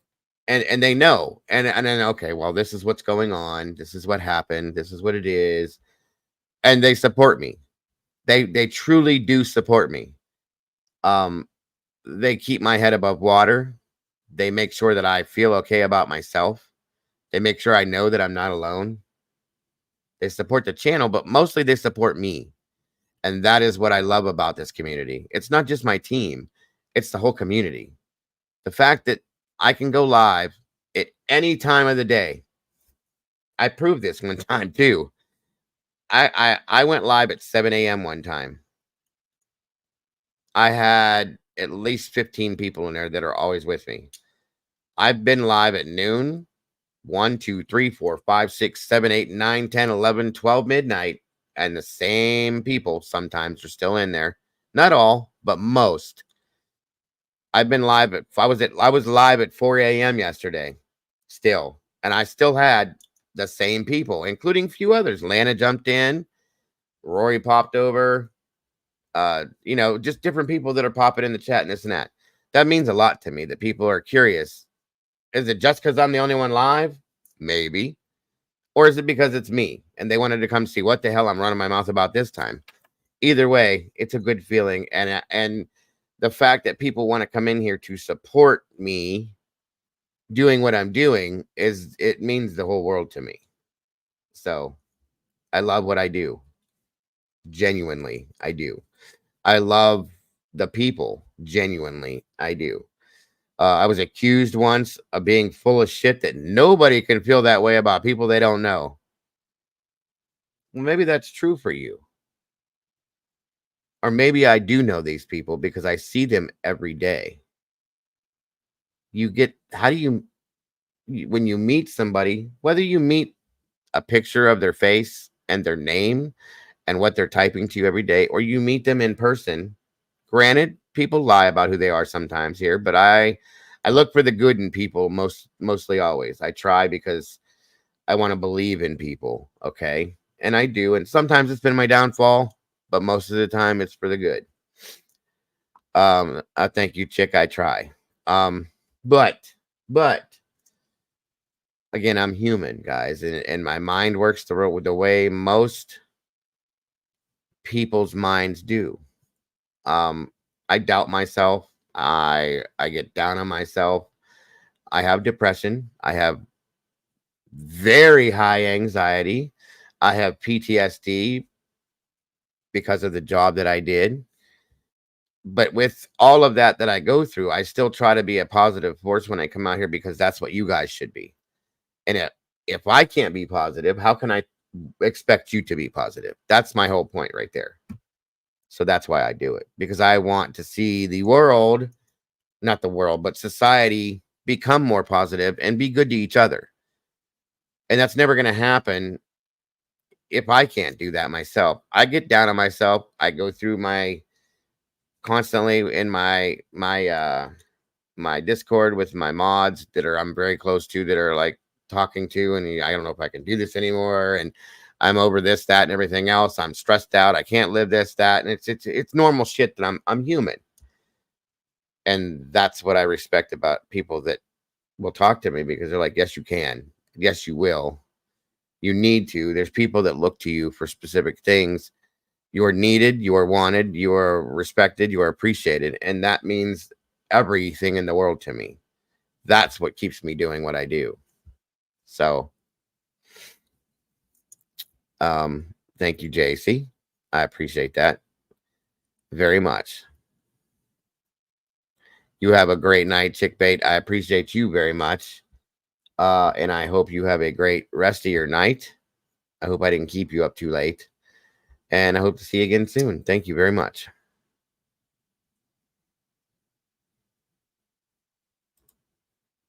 And that's quite all right. That's what it's all about, Miss Sherry. And I appreciate you.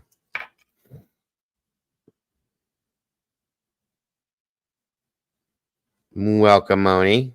Good morning to you. I keep forgetting when we get to this point in the night that it's morning over the pond over there. It's pretty wild sometimes. So I'm happy to hear that.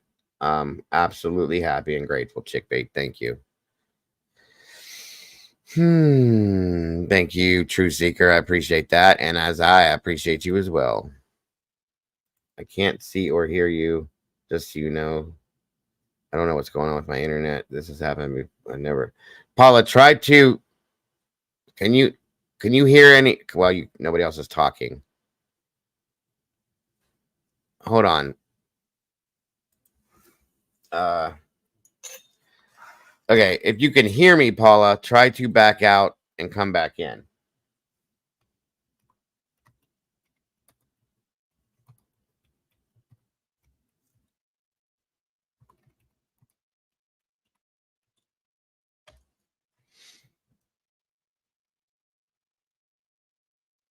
Can everybody else see and hear me okay?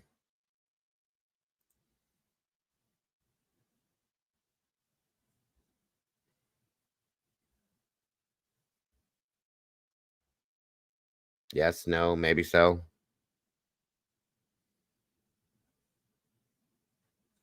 Okay, good. Okay, cool. Yeah, if you can hear me, Paula. Oh, it keeps spinning. So your internet's probably giving you problems. It's buffering. I'm sorry, Paula. Oh, I hate when that happens. I do. Let's see here. All right, guys, give me a minute. See, you guys got me rambling on about stuff. You guys know I can talk forever. I wonder how many of you guys have ever said, just shut up, dude. God, we're sick of your voice.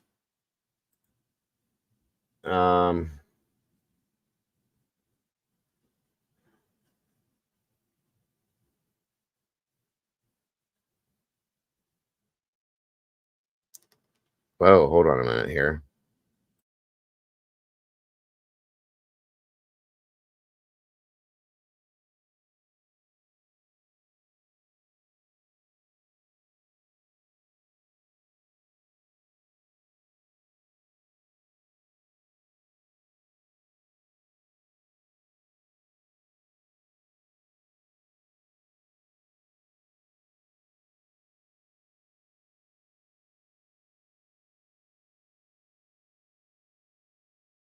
Nope. Let me see. Show. It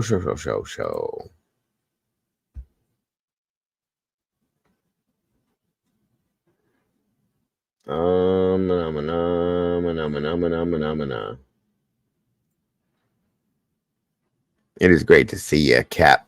Yeah, I think a lot of people's been having problems with their internet. I don't know if it's storms. I've been hearing it's storms and solar flares and all sorts of weird things. What the hell? No way they're doing this. This is some weird AI shit. Hold on a minute.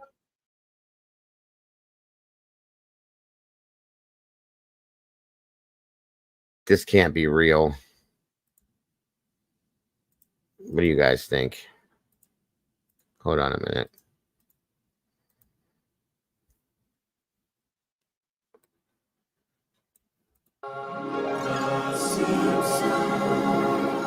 Hi there, I'm Homer Simpson. Welcome to our crazy little world. Let me introduce you to my family, friends, and some of the other colorful folks in Springfield.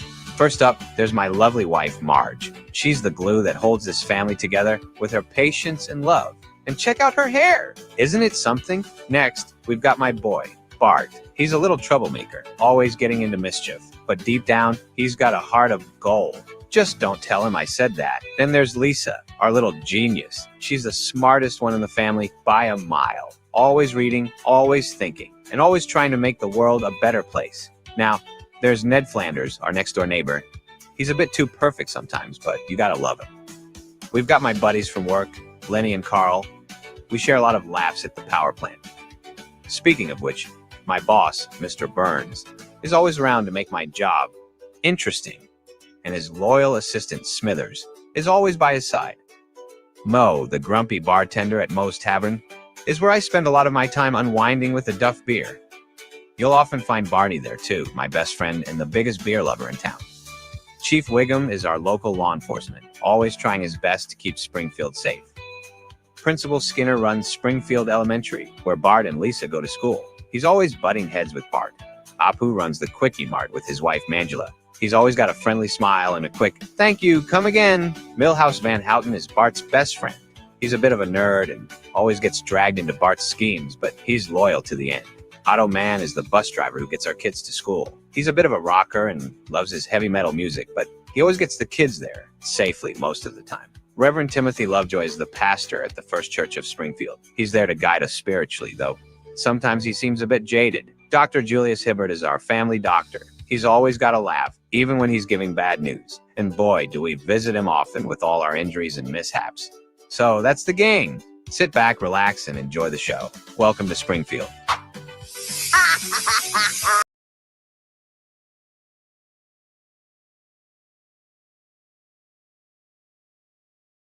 AI is the creepiest thing I've ever seen in my life. It is so weird. Oh, Draw. Thank you for joining us tonight. It's been wonderful to see you. We've missed you. And you are a huge part of that, Draw. I'm grateful to have you in the community as well.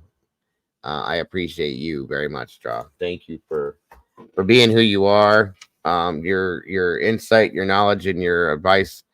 It is always great to have you around and just you as a person. So thank you again for who you are and for being part of us. We appreciate you so very much. God bless. So, I hope that what we covered tonight helps in some ways to bring awareness. I really do, guys. Sometimes I doubt that it makes a difference, but I have to tell myself that it does. And I feel like, as a community as a whole, we're doing something good, which is why we do what we do. So again, Draw, thank you for joining us tonight, dear. We've been live for 3.5 hours now, and it is now 3 a.m. So, guys, I ended my stream at 4 last night, this morning. Do you know that I went and laid down and I did not fall asleep until 6:30 this morning? It's not good. It is not good at all. So another great show, another the ability to hang out with you guys is just I love it, guys. I'm grateful. I really am. It's always the best time here for me. I just watched a video with Dr. Stephen Greer interviewing Richard Doty. I couldn't shut it off until the end. Cool. Excuse me. I'm looking because there was something else I wanted to show you guys tonight.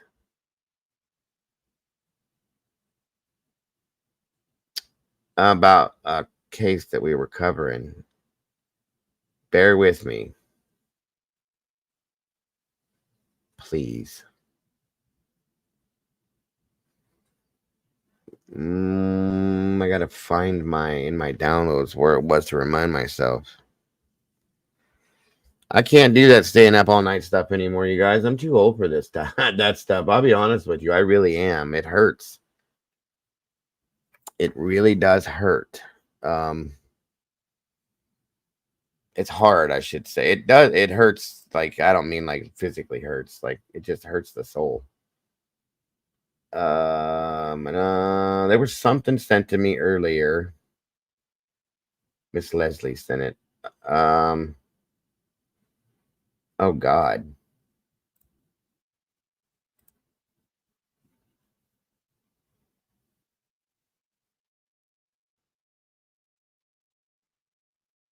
When the hell? Oh.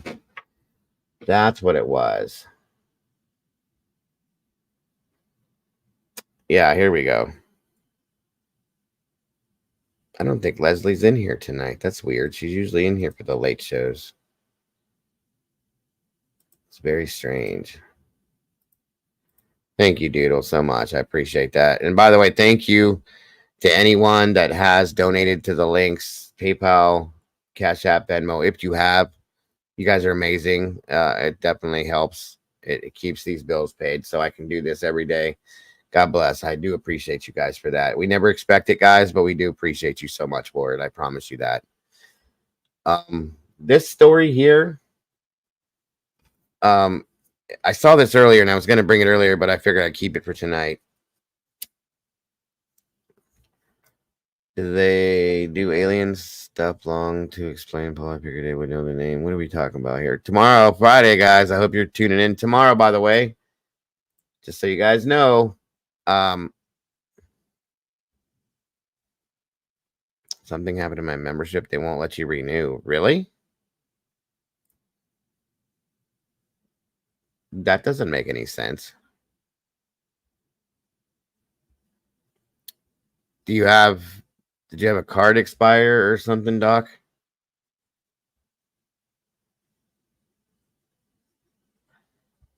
I mean, you're still part of this community, this family, whether you're green or not, as far as I'm concerned, Doc. But I mean, I don't. There's been some YouTube problems lately too, guys. That they've had tech issues, so it could be something like that. Draw. I don't know, but it doesn't matter. You're still part of this family, as far as I'm concerned, and anybody else is too, whether you're green or not. So it doesn't matter to me. I've had people say that stuff before. Sherry just said that too. It could be the card.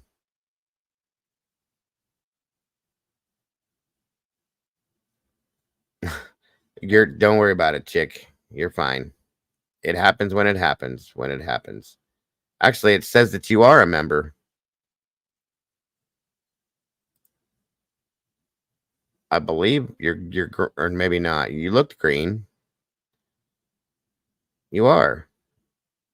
Yeah, you are a member. I think somebody bought you one. I think that's what happened is somebody bought you a membership, chick. So you're already a member. Or did you just member? You membered.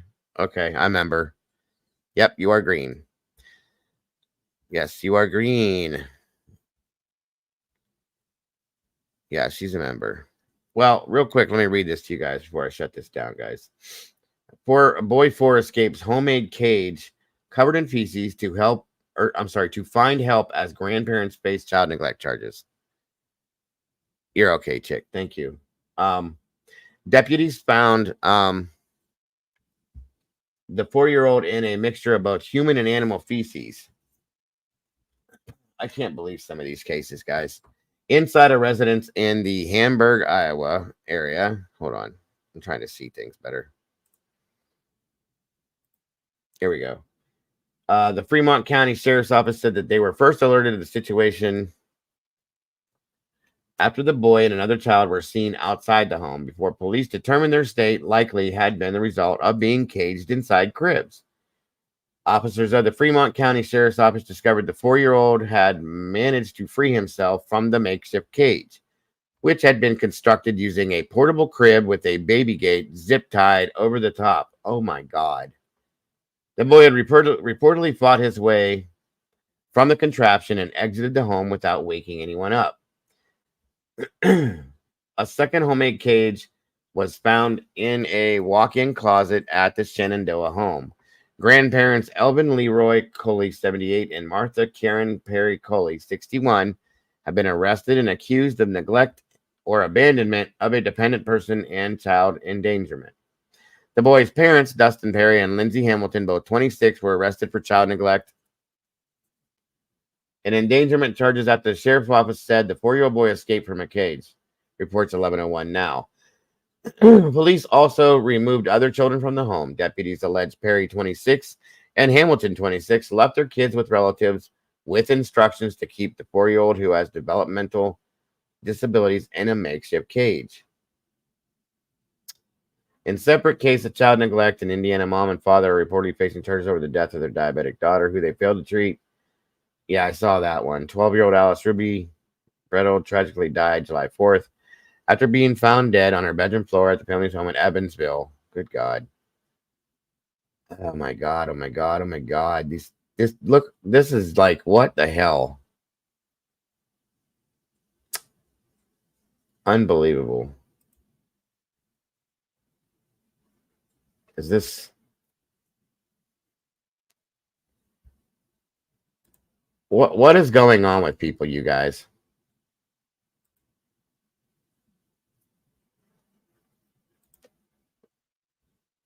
No, these links just take you somewhere else. She died in her bedroom. 12-year-old with diabetes again. Just like that other case, the 4-year-old that we talked about. Is Leslie in here? There she is. Hello, Miss Leslie. This is one of those stories you sent me. Shoot, hold on. I was going to show you some of these things that I get from my email from the community members.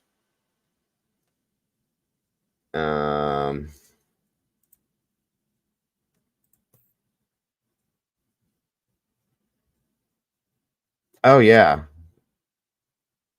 Hold on. I think this is something we talked about earlier, too.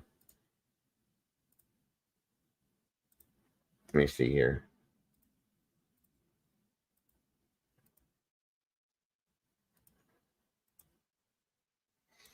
Okay, so earlier, you guys, remember when we were talking about the Sarah Boone situation? It was in Shenandoah, it said. But just to show you guys where we were talking about the Sarah Boone situation with the setup of the house inside there. Hold on a minute here. I know it's Banfield, but it is what it Sarah is. Boone called when she awoke from her drunk stupor, and this is her story, not mine, as police told us. First person she called when she came downstairs from the drunk night and realized that Jorge was, dead in the suitcase was not 911. It was her ex-husband. And so tonight, for the first time, he's talking to us. And we have some exclusive reporting on what that ex-husband said about the conversation and said about Sarah. Thank you, guys. We had an algorithm. The child that they have together. I want to bring in that intrepid reporter, News Nation correspondent Alex Capriello. He is live from outside of that crime scene tonight. Man, oh man, you get the goods. I just saw you knocking on that door. They invited you in. You have exclusive first-time access to this murder scene. So just start there. Start with the walking me through the scene that you walked into, and tell me what they told you. Yeah, it was a bit surreal, right? Coming to this exact spot, knowing what happened here. We've seen the videos on TikTok and obviously on News Nation as we've covered this story, but actually being here and walking through that door was a completely different experience. The Garcia family actually lives here right now. They moved in September 2021, about a year and a half after Sarah Boone was arrested. This apartment stayed vacant all that entire time, and it wasn't until after they moved in when all of a sudden neighbors started approaching them saying, "Hey, do you know what happened here?" And he joked to me. He said, "What, did somebody die?" Actually, yes, that's exactly what happened. So I got a chance to go inside this apartment, look at it myself, compare it to the videos that we've been seeing online, that infamous now cell phone video that police have that shows George Torres suffocating inside of that suitcase while his girlfriend, Sarah Boone, was just taunting him, laughing. And actually seeing it firsthand, Ashley, is completely different. But kudos to the Garcia family. They're really braving it out. They are following this trial very closely now. They've been watching all the videos on TikTok. They're watching News Nation right now as we speak and all this coverage, because now they are way closer to this case than they probably ever would have imagined. I can imagine what it would have been like, and it's very kind of the Garcias to let us take a look. As you know, a crime reporting show, it's very important to try to get as close to the story as possible. So much appreciated. I want to just rerun some of the sound for any of our audience who A, has seen it. It's incredible when you see it again, and B, for those who haven't seen it. A year and a half after Sarah Boone was arrested, this apartment, chance to go inside this apartment, look at it myself, compare it to the videos that we've been seeing online, that infamous now cell phone video that police have that shows George Torres suffocating inside of that suitcase while his girlfriend, Sarah Boone, was just taunting him, laughing, and actually seeing it firsthand. So anyway, I was just trying to show you guys the the inside of the apartment, as we talked about. Interesting. Yes, she's a suitcase lady. Oh God, no, JC, not at all. Not at all. Sorry. Well, and the thing is what her inside, the person she is inside, makes her uglier on the outside, in my opinion. That's just my opinion. I'm just saying.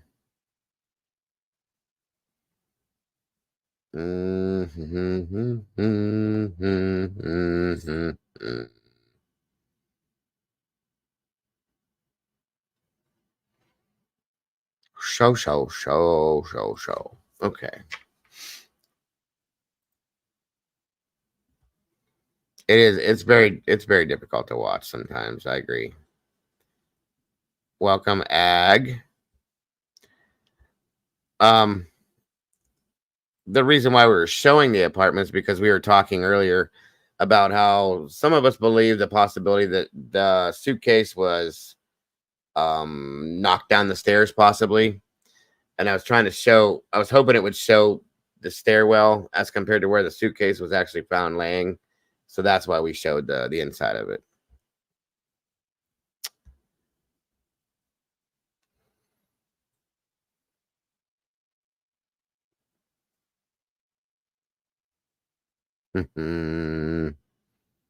Trolly trolls, the troll.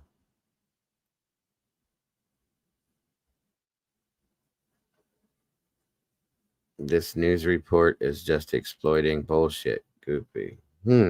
Okay. Whatever. Oh,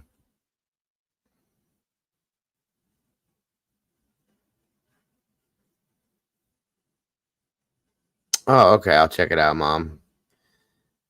Jessica Rapp sees flat tire on railroad track and disappeared. Keys in car, phone. Oh, I will check that out, Meta Mom and Paula. Let me see here.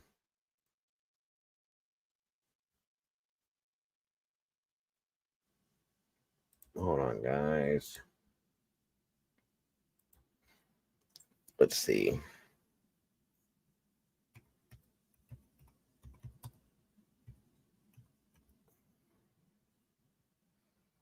You guys gotta love miserable people. They're always fun, aren't they? Oh, wow. South Carolina.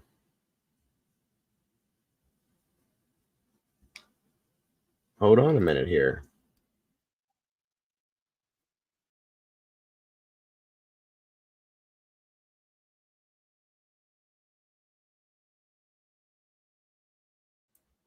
Miserably fine. Absolutely, chick. All right, let's see here.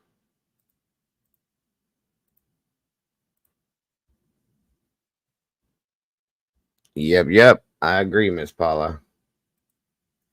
And I'll probably delve deeper into this when I have more time, obviously. But okay, Meta Mom, I will definitely look into that too. Let's see this here real quick. Right now, investigators in South Carolina are searching for a missing Neptune Beach woman. According to Missing People in America, Jessica Rapsys was last seen Tuesday evening. She reportedly got lost on her way to her aunt's house in Allendale, South Carolina. A new video just into our newsroom in the last 40 minutes shows today's search efforts in South Carolina. The area is very rural and investigators used helicopters and off-road vehicles in their search. Drew Cosgray is joining us live tonight from Neptune Beach, where he's hearing from friends of Rapsys. And Drew, what did they tell you tonight?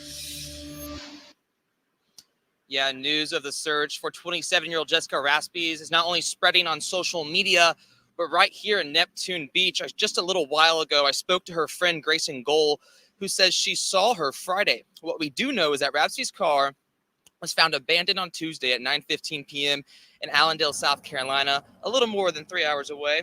Her car was found stuck across some railroad tracks.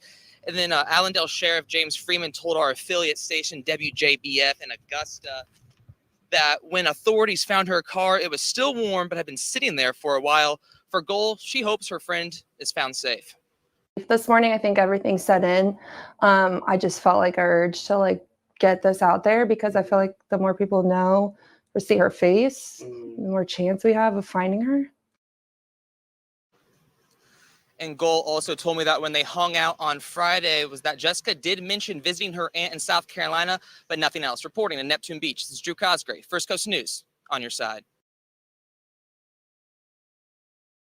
More breaking news. SLED is joining the investigation into a Jacksonville, Florida woman who went missing in South Carolina. 27-year-old Jessica Rapses was last seen Tuesday night in Allendale County. That's between Augusta and Savannah. Allendale County requested SLED's help in looking for Rapses. Her family released a statement to WYFF News 4 saying in part, to know Jess wasn't to only love her, but to be fully loved by her. She is the life of the party, the support system to so many, and a friend to everyone.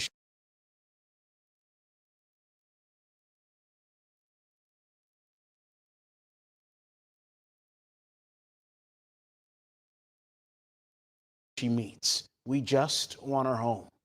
Anyone with information is asked to call the Allendale County Sheriff's Office.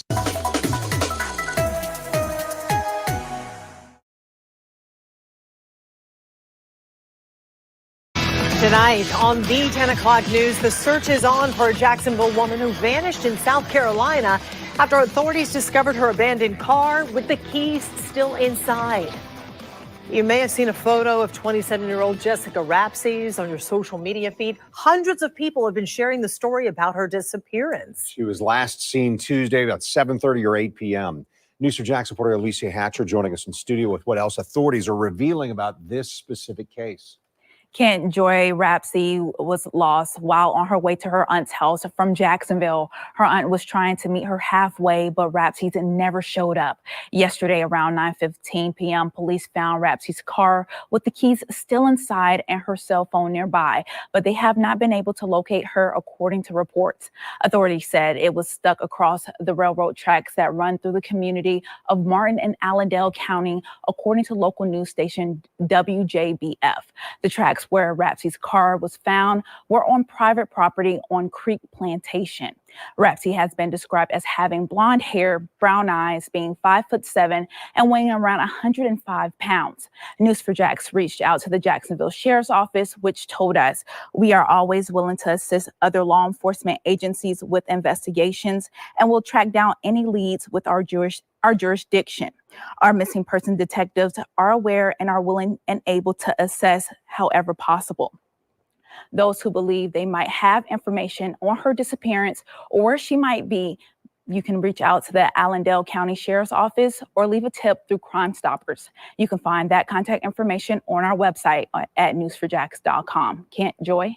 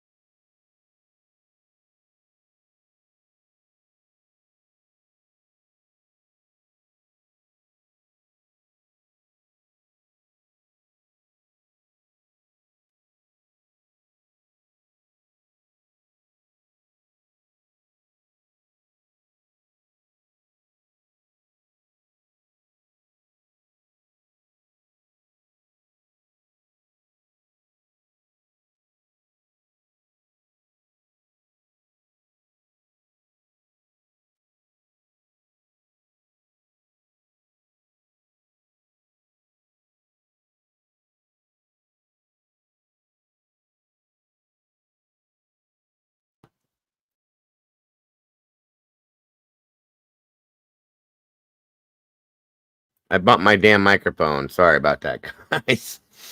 Sorry. How about now? Can you guys hear me now? Can you hear me now? Yes, no, maybe so. Somebody tell me something. Doc says Allendale, South Carolina. A scary place to drive through back in college. It was sundown town, and if you didn't live there, you best not drive. But yeah, I've heard of a few towns like that. Absolutely sounds like she's abducted. I'm gonna look more into that. That's Miss Sherry's area there, so she's gonna be looking into it as well. So I will be bringing you more on that one for sure, you guys. This is the one that MetaMom's talking about here. We have an Amber Alert out through the Virginia State Police. We have 5-year-old Zayn, and Zariah, 5, 7, and 16 months. At-risk missing persons. Virginia State Police and Virginia Missing Children Clearinghouse have issued an Amber Alert on behalf of the Virginia Beach City Police Department for multiple child abductions that occurred on August 14th, 2024 at 20:48 hours. The children are believed to be in extreme danger and was last seen at J.R. Court in Virginia Beach, Virginia. Abducted are Zaire Plummer, age 5, black male, black hair, brown eyes, height 4 foot, 100 pounds. He was last seen wearing gray pants and a black jacket. 2, Zayn Plummer, age 7, black male, black hair, brown eyes, height 4 foot, 100 pounds. He was last seen wearing rust-colored pants and a light blue shirt. And 3, Zariah Plummer, age 16 months, black female, black hair, brown eyes, height 24 inches, 40 pounds. She was last seen wearing pink tights and a troll's dress. The children are believed to have been abducted by Dana Demetrius Plummer, 36, black male, brown hair, brown eyes, 5'9", height 170 pounds. No clothing description was given by investigating agency. They may be in a black 2024 Honda Passport SUV with temporary plates, 3755 OR with an unknown direction. For further information, contact Virginia Beach City Police Department at 757-385-5000 or visit the bsp.virginia.gov/active alerts. They were abducted from their home by the suspect of the knife attack. Okay, so 3 children have been declared missing following a brutal stabbing, which left 1 adult and 1 child with serious injuries. The stabbing and abduction occurred on Wednesday night near the Virginia Wesleyan University in Virginia Beach. Good God Almighty. Cops say they had, the children have been named again. 5-year-olds Zaire Plummer, and 3 and 1-year-old Zaire Plummer. Sorry. Okay, we all had the descriptions. Gray pants suspect. Cops have appealed to the public to help finding them a suspect who has been named as Dana D. Plummer. He is believed to have stabbed the children's mother and another child shortly before fleeing in the black 2024 Honda Passport. The vehicle has that tag on it and headed to an unknown direction. A release from the Virginia Police Department read that Plummer 36 has been described as black male with brown eyes, 5 foot 9. We know that too. Those believed to spotted Plummer. Or the missing children also call 911. Authorities must also believe the child is in an imminent danger, serious. But yeah, we know about all that stuff with the Amber Alerts. So, hold on a minute here. Let's see if that comes up. It's a press release on Twitter. There they are. There they. This is what they look like, you guys. Beautiful babies. God bless America.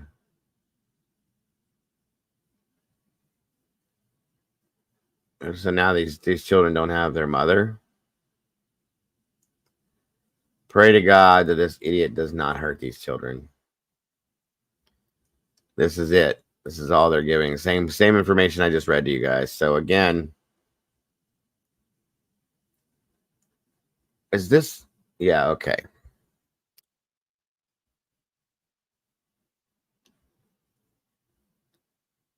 I think it's another child, not one of these ones here. Okay, you found the Facebook page, Miss Sherry? Gotcha. Update. Where we go. Yes, it does, Captain Tanks. Yep. Oops, sorry, draw. What's the update, Miss Paula?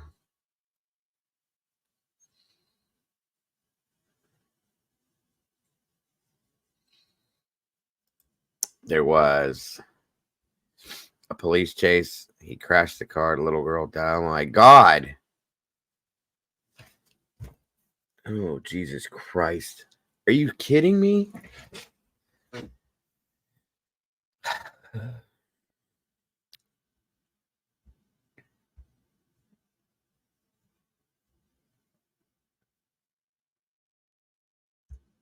Wow. Oh my God. What the hell? Hold on a moment, guys. One moment.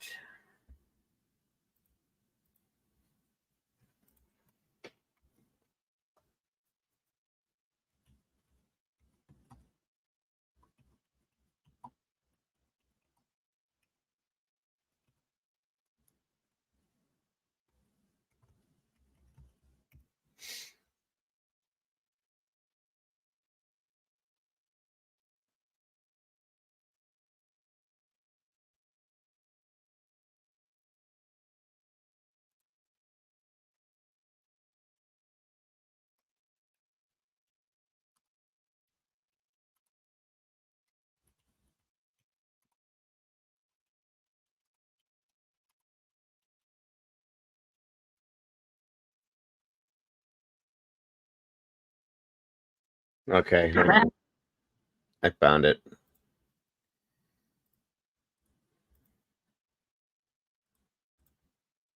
I believe this is the update to that, you guys. I'm sorry. This is horrific. 5, a tragic end to an Amber Alert. A 1-year-old girl dead today in a car crash. Police say the girl and her siblings were abducted by their father in Virginia Beach. He would not stop for police. He eventually crashed. Lily Zhang's been on the story all day long. She's standing by live now with those details. Lily?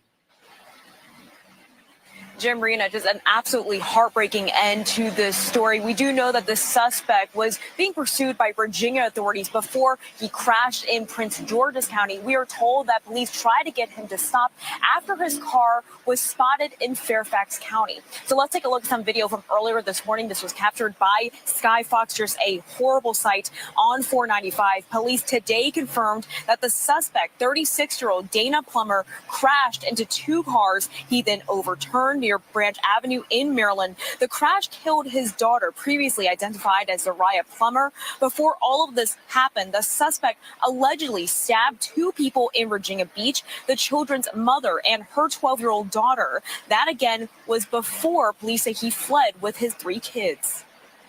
Heartbreaking for the family, law enforcement officers, again, everyone that's listed there, Prince George's County Fire Rescue, VSP, Prince George's County Police, our SHA liaisons helped out. Now, the charges currently in Virginia against this suspect include parental abduction as well as malicious wounding. It is not clear, however, what sort of charges he could face here in Maryland. Guys. We are following breaking news out of Maryland, where a 1-year-old girl has died after a police chase involving a Virginia Amber Alert suspect ended in a crash this morning. I'm Julie Bragg. And I'm Cheryl Miller. Just before 9 o'clock last night, Virginia Beach police responded to a home where they found a woman and her 12-year-old daughter stabbed multiple times. Detectives believe 36-year-old Dana Plummer stabbed the adult and juvenile victims, then fled the scene with his children, 7 and 5-year-old boys and a 1-year-old girl. An Amber Alert was issued by state police. Just before 9 o'clock this morning, state police tried to pull over the wanted vehicle on I-95 in Fairfax. There was a chase after the car would not stop. Police say Plummer lost control and crashed the vehicle on I-495 in Maryland. That's where he was arrested and the children in the car were taken to the hospital. The 1-year-old later died of her injuries. The stabbing victims are hospitalized in stable condition. I want to give you an update on the breaking developments that involve an overnight Amber Alert. All originated down at Virginia Beach last night, reportedly came to a dramatic end with a pursuit that started in Virginia and Fairfax County, ended up in Prince George's County in Maryland. number of people had to go to the hospital. So we have a lot of layers to this. We want to get back to Stephanie Ramirez summarizing it for us. She's on the scene there along Branch Avenue. Stephanie?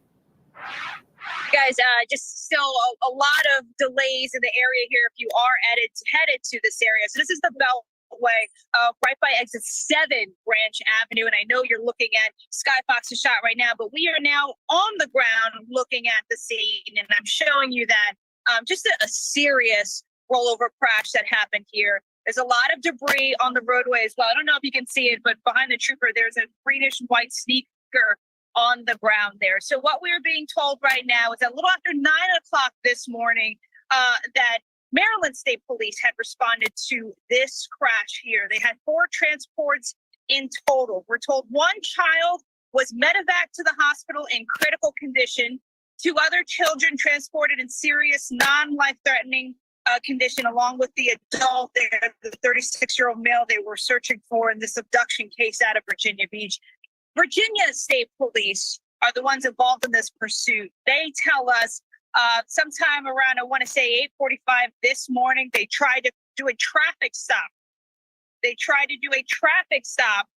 And this vehicle, the driver they were looking for, the 36-year-old driver, they were not stopping. The pursuit goes into Maryland. Apparently, this vehicle loses control. We did hear over first responder radio that a child had been ejected in this crash. Still waiting for official confirmation of that. But it's a very serious scene here, guys. It does look like, though, they are starting to open up the roadway slowly.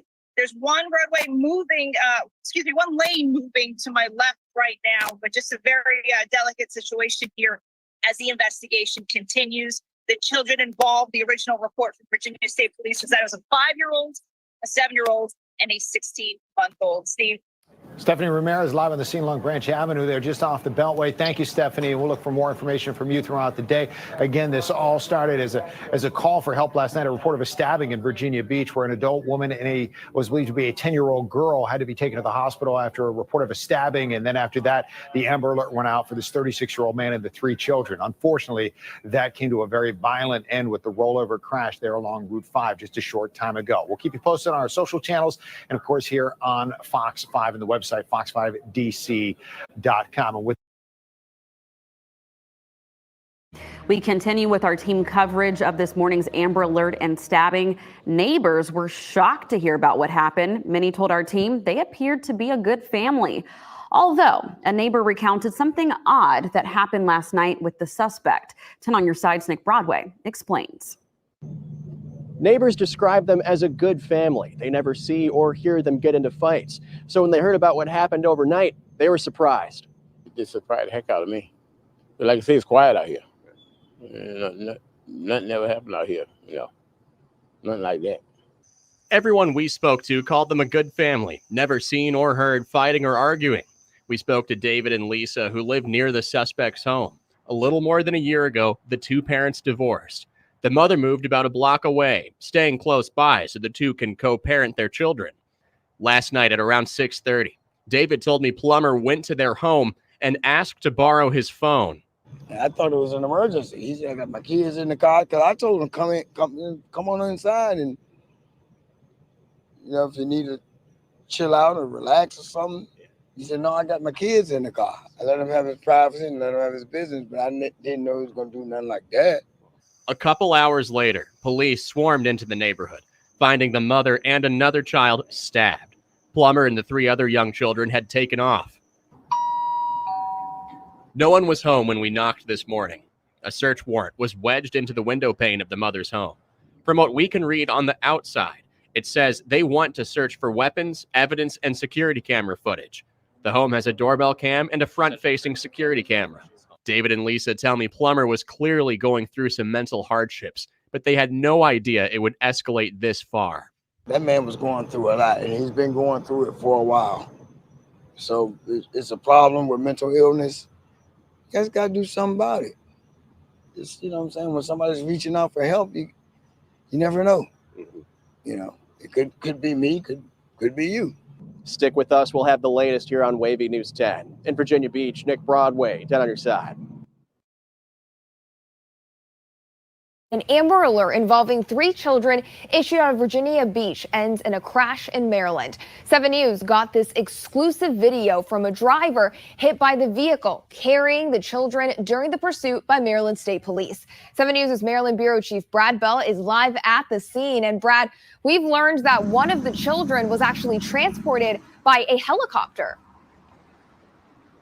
Yeah, so we'll start with that. 3 children in the car. Yes, one of them, the youngest, we believe, was taken by helicopter to Children's Hospital. The other 2 transported by ambulance to a local hospital. We don't know their conditions. I was told initially that the kids are okay, but we're waiting on an update. Look, there's the car. It's on the ramp from the Beltway to southbound Branch Avenue. It is still SUV go racing past the car on the shoulder. Just a split second after that, there is a crash. The video showing the Virginia State Police approaching the car with their guns drawn. When our helicopter got on scene a little while later, we actually saw one of the people from the car being taken on a stretcher into that helicopter. And the investigation underway at this point. That witness talking to us about what he saw and then what he learned about what he witnessed. At first, I thought it was just somebody that's just, being stupid and trying to run from the cops. But then as I saw, like, there was kids involved, that's when I was like, oh, man, come on. Like, I thought, like a very, very terrible, terrible parents trying to do something. And then I come to realize that they're not parents and that it was a kidnapping case. And I was like, oh, man, this is even worse than what I thought before. Yeah, so where we stand now is obviously the investigation continues out here on the scene into the crash. Maryland State Police going to give us an update in a little while, but telling us that the Virginia State Police will have to confirm, the Virginia Beach Police will have to confirm that the children taken from this car are the children that they were looking for. And all they're saying so far is that the children have been found. All we know about the driver of this car, which we believe was Dana Plummer, is that he has been detained. That's the word that has been used. He has been detained. So look, we're going to keep working this story, and as developments come along, we will have them for you. In Temple Hills, Brad Bell, 7 News.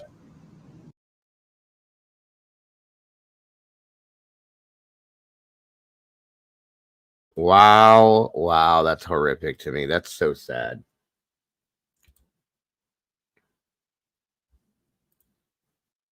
So sad.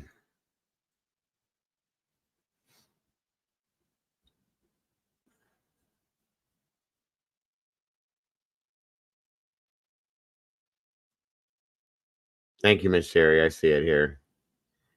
Yeah, SLED is involved, as they said they were going to be. They're already involved. That's awesome. That was quick. She's 27. Alan, yeah, same. All the same information.